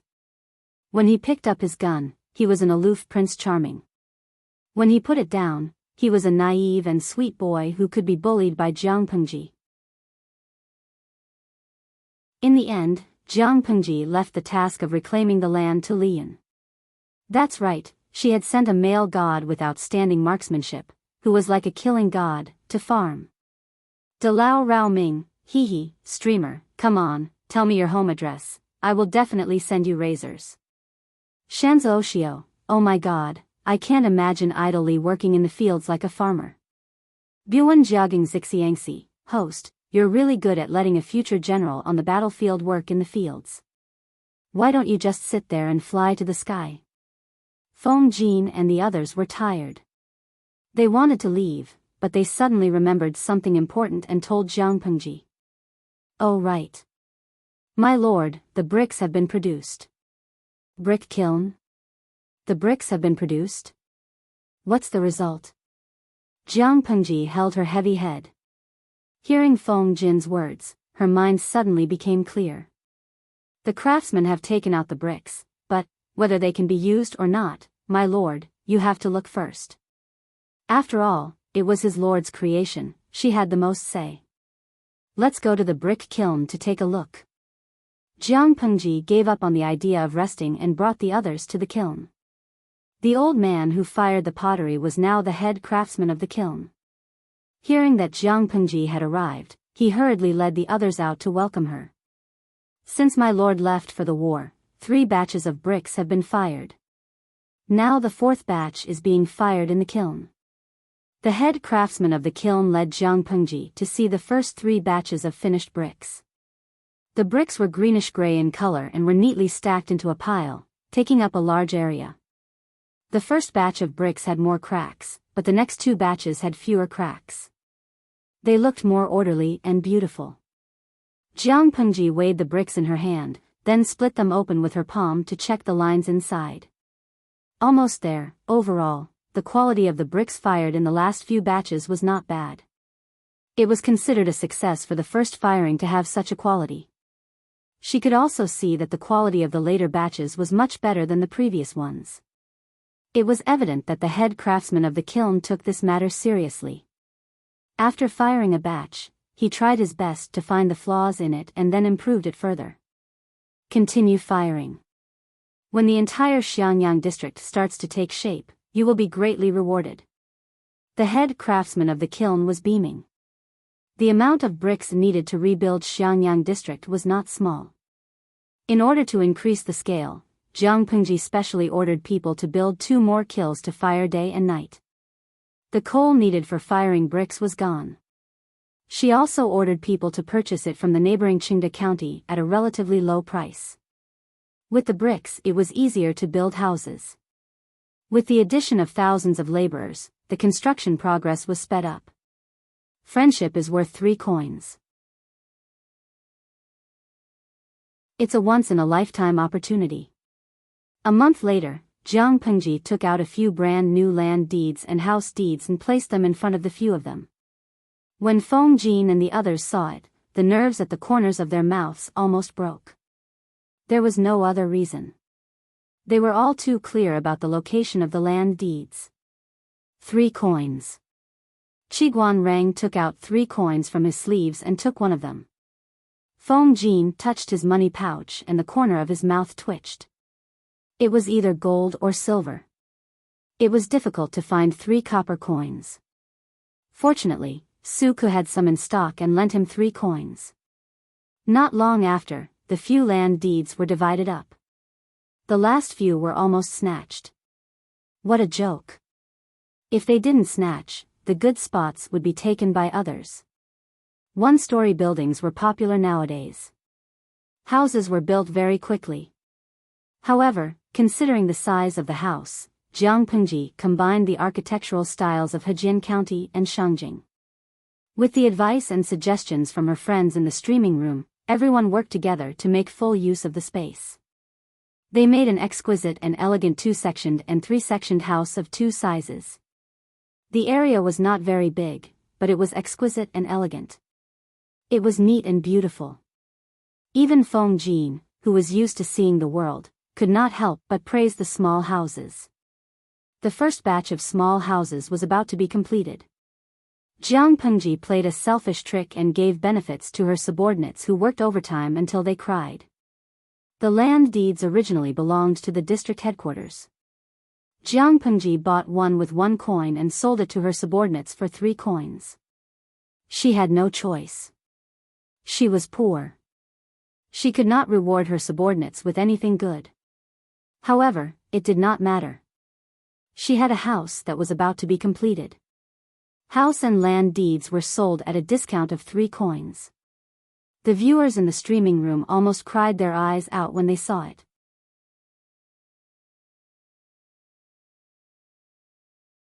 Chapter 430.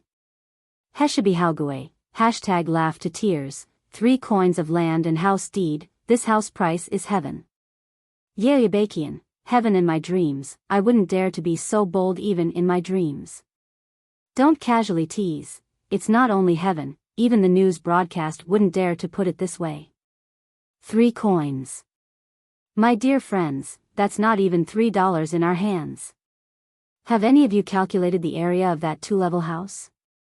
Even if the streamer is a wolf, tiger, leopard, and cries from working overtime, I want to cross over and hug her thighs. Author, she doesn't want jiagang. Bah, what do you mean by that? The 2-level house is more than 400 square meters. This is a small house. What's my 100 square meter 2-story villa? Toilet? But this house price is ridiculous. Streamer, let me cross over and hug your thighs, okay? As long as you give me 3 coins of a 2-level house, let alone a month of overtime, even if it's a year, whoever frowns is a dog. Kizaduo, let alone a year, even if it's 10 years, I'm willing. Kizaduo, I'm willing to work 10 years, let alone a year. She doesn't want jogging Xixiangxi. Am I the only one who noticed that the streamer earned 2 coins? She bought the land and house deed for 1 coin and sold it for 3 coins. She earned twice as much in one go. To be honest, Jiang Pengji was a good streamer. Although she had a bad temper, she was hard-working. From waking up in the morning to sleeping at night, no matter what happened. Especially after the earthquake in Shangjing, Jiang Pengji was so tired that her daily broadcasting time increased to more than 15 hours, reaching a peak of 24 hours. Feng Jin and the rest were working overtime, but she was not idle either. However, her skin was too good. Even after staying up for 4 to 5 consecutive days, she did not have any dark circles or eye bags. The audience was quite envious at first, but then they realized that her subordinates did not believe that she was working so hard, and they immediately convulsed with laughter. It was only at such times that the unscrupulous audience would sympathize with Jiang Pengji a little. For a month, the construction of Xiangyang district was carried out in an orderly manner. From the center of the district to the surrounding areas, the first batch of exquisite houses was almost completed. When the group left, Meng Han ran to catch up with Feng Jin and asked shyly, "Mr. Feng, can you exchange a card with me?" Feng Jin was startled. If he remembered correctly, Meng Han had taken a 3-sectioned house, while he had a 2-sectioned house. There was a huge difference in size between the two houses. Wasn't it a huge loss to trade a 3-sectioned house for a 2-sectioned house? He explained, "Anyway, I'm just a loner. It's not convenient for me to live alone in a big place." Although Meng Han was a martial artist, he was a meticulous person. He didn't react in time, but he soon realized that he had messed up. Jiang Pengji had obviously considered each person's family when she took out the deed of the house and the deed of the land. Those who were already married would be allocated a 3-way house, while those who were single would be allocated a 2-way house. Jiang Pengji acted too quickly. It seemed like she had taken away the house that originally belonged to Feng Jin. Of course, he had to change it back now to avoid any unhappiness and filth. Meng Han scratched his head and said, "Teacher's house is still under construction, so the noise will be quite loud. I reckon it will disturb my niece and sister-in-law. I'm a man, so I don't mind. The sound of construction is not even as loud as my snoring." Feng Jin smiled and exchanged the deed to the land and house with the other party. In a month's time, Xiangyang district had turned from decadent to prosperous. As he walked out of the district headquarters, the ground beneath his feet was unusually flat. Even if a horse carriage of inferior quality drove on it, the people in the carriage wouldn't feel the slightest jolt. This was something that even Shangjing in the past couldn't achieve. This was because the bricks used to pave the road were green bricks fired in a brick kiln. The scale was different from the green bricks used to build houses. It was wider and thicker. Of course, from Feng Jin's point of view, it was really extravagant. Although the green bricks themselves weren't worth much, the rarer they were, the more valuable they were. He followed the address on the land deed and took a look at the future house. It was still outside the courtyard. He could see the neat green tiles when he lifted his head slightly. As soon as he entered the courtyard, there was a stone road paved with green bricks in the middle that led straight to the hall. The doors and windows of the hall and the wing rooms on both sides hadn't been installed yet. It looked empty. The diamond-patterned wooden window on the side corridor was slightly open. Other than the grain of the wood itself, there weren't any artificial carvings. Overall, it looked clean and refreshing. Further ahead, he entered the inner courtyard. With just a glance, he could tell that the layout of the house was the most popular nowadays. The overall building wasn't very big, but it was well lit. There was a small courtyard inside. It was bare now. If a rockery was placed, a small pond was dug, some pets could be raised, and some fish could be fished by the pond in the hot summer days. It would be extremely enjoyable and pleasant. Feng Jin walked around, thinking about how to improve it. Changsheng was almost 3 months old. If she got any older, her range of activities wouldn't be restricted to one place. This child seemed to be blessed by the heavens. From birth until now, she hadn't suffered any illnesses or disasters. One had to know that Feng Jin himself was dizzy for 2 days. He only recovered after taking some medicine. He entered the hall again. As soon as he looked up, he found something that interested him.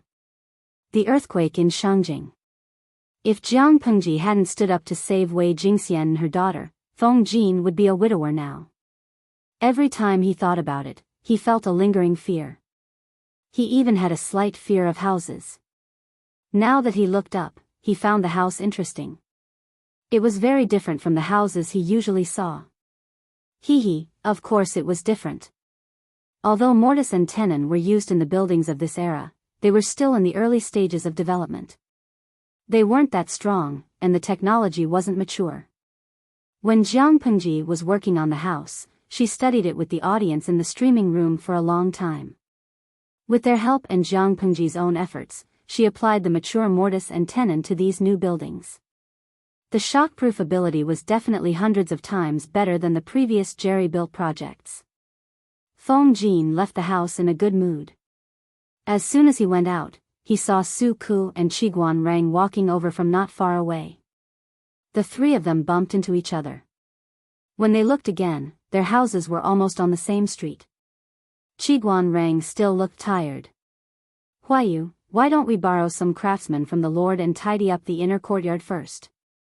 After Feng Jin and Su Ku worked overtime crazily, their work was back on track. During this period of time, they finally relaxed a little. Feng Jin even had time to visit his wife and child. Only Qiguan Rang. He wished he could roll up his bedding and stay at his workplace. The household registration was cumbersome. The current household registration system had too many unreasonable and chaotic areas. Jiang Pengji supported him to set up a new household registration system. Although Qiguan Rang was a little tempted, if he did so, it would be tantamount to going against his principle of keeping a low profile. Feng Jin said, "It's nothing. There's no need to trouble the Lord with such a small matter. I still have some servants who can tidy it up." No matter what, Feng Jin was still the Langjun of the Feng family. He still had a family. After looking at the house, Feng Jin went to the temporary residence. Wei Jingxian, who had recovered, was hugging her child and coaxing her. She was humming an elegant and graceful tune. Changsheng was still fair and chubby. She looked even cuter.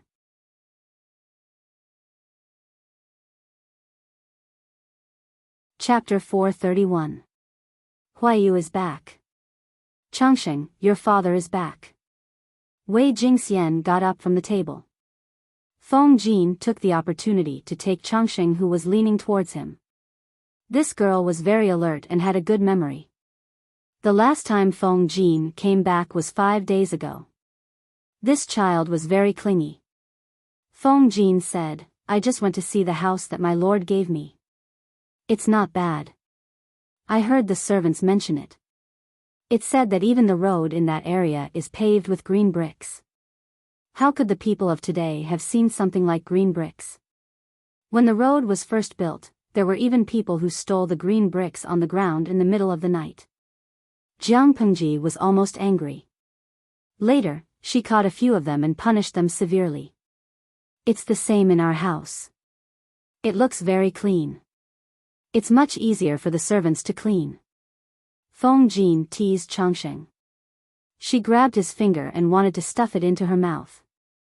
Unfortunately, she was young and did not have teeth. It did not hurt even after biting for a long time. Feng Jin only felt that his finger was itchy. "Tomorrow, get the servants to clean up the new house. First, tidy up the inner courtyard. It's really unfair for you and Changsheng to live here." Feng Jin sighed and took his finger out of his daughter's mouth. Changsheng was very unhappy. She shouted at him as if she was angry. Tsk, she was young but had a bad temper. She wanted to scratch him because of a disagreement. Wei Jingxian said with a big heart, "What's there to be upset about?" The place they lived in now was a few times smaller than the courtyard she had before she got married, but she did not feel aggrieved.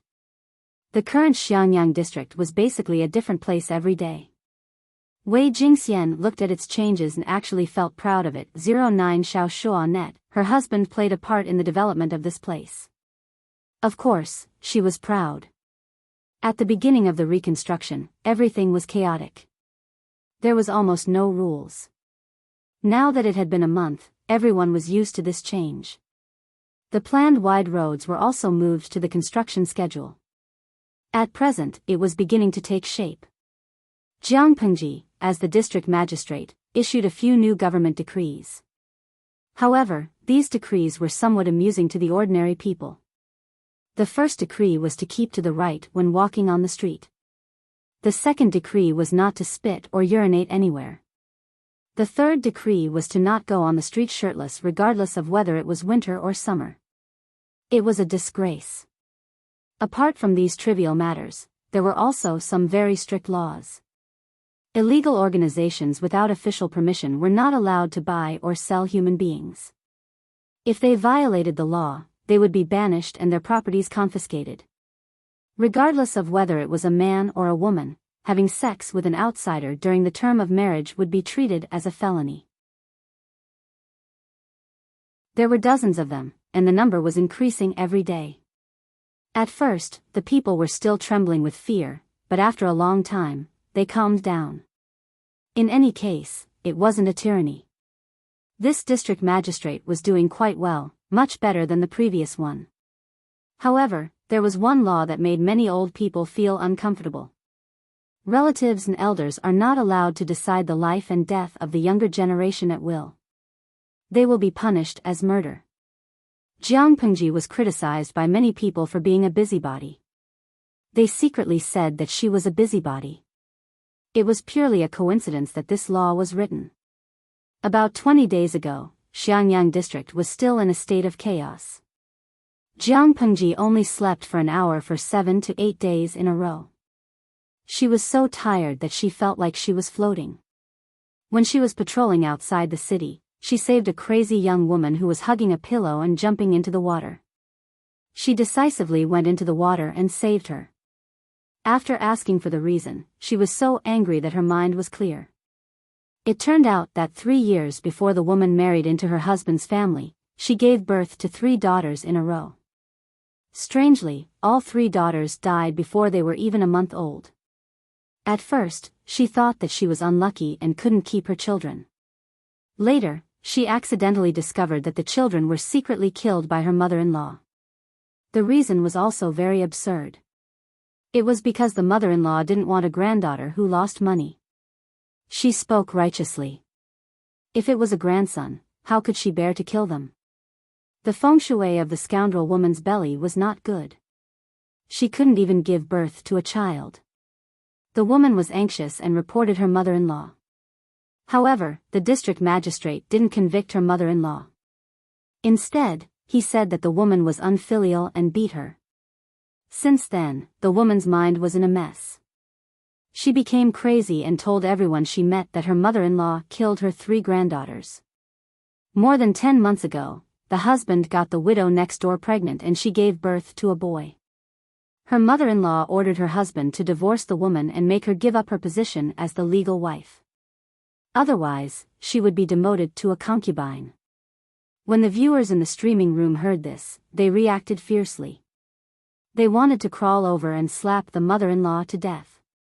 If the old woman was so capable, why didn't she just go to heaven? Jiang Pengji's mentality was about to explode. She went back and added 2 more. One was that adulterers would receive a heavier sentence. The other was that it was also considered murder if a relative killed someone of the same bloodline. The woman hadn't separated from the man yet. She was still the man's legal wife. If the man got the widow pregnant, it was considered rape. The mother-in-law had personally admitted to killing her 3 granddaughters. The district headquarters still had the records. It was considered murder. She didn't care about the commotion outside. She directly ordered people to arrest the strange mother and son and sentenced them accordingly. Interestingly, this matter attracted the condemnation of the rotten scholars. Jiang Pengji sneered and asked them to get out of her territory. If they were thick-skinned and refused to leave, that was fine. When the house was built, they would never rent it to this family. During the farming season, the district headquarters didn't lend them oxen and farming tools. They made their whole family starve. They were so willful. If they weren't convinced, they could fight.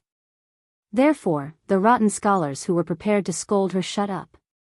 The construction of the entire Xiangyang district was on the right track. It changed every day.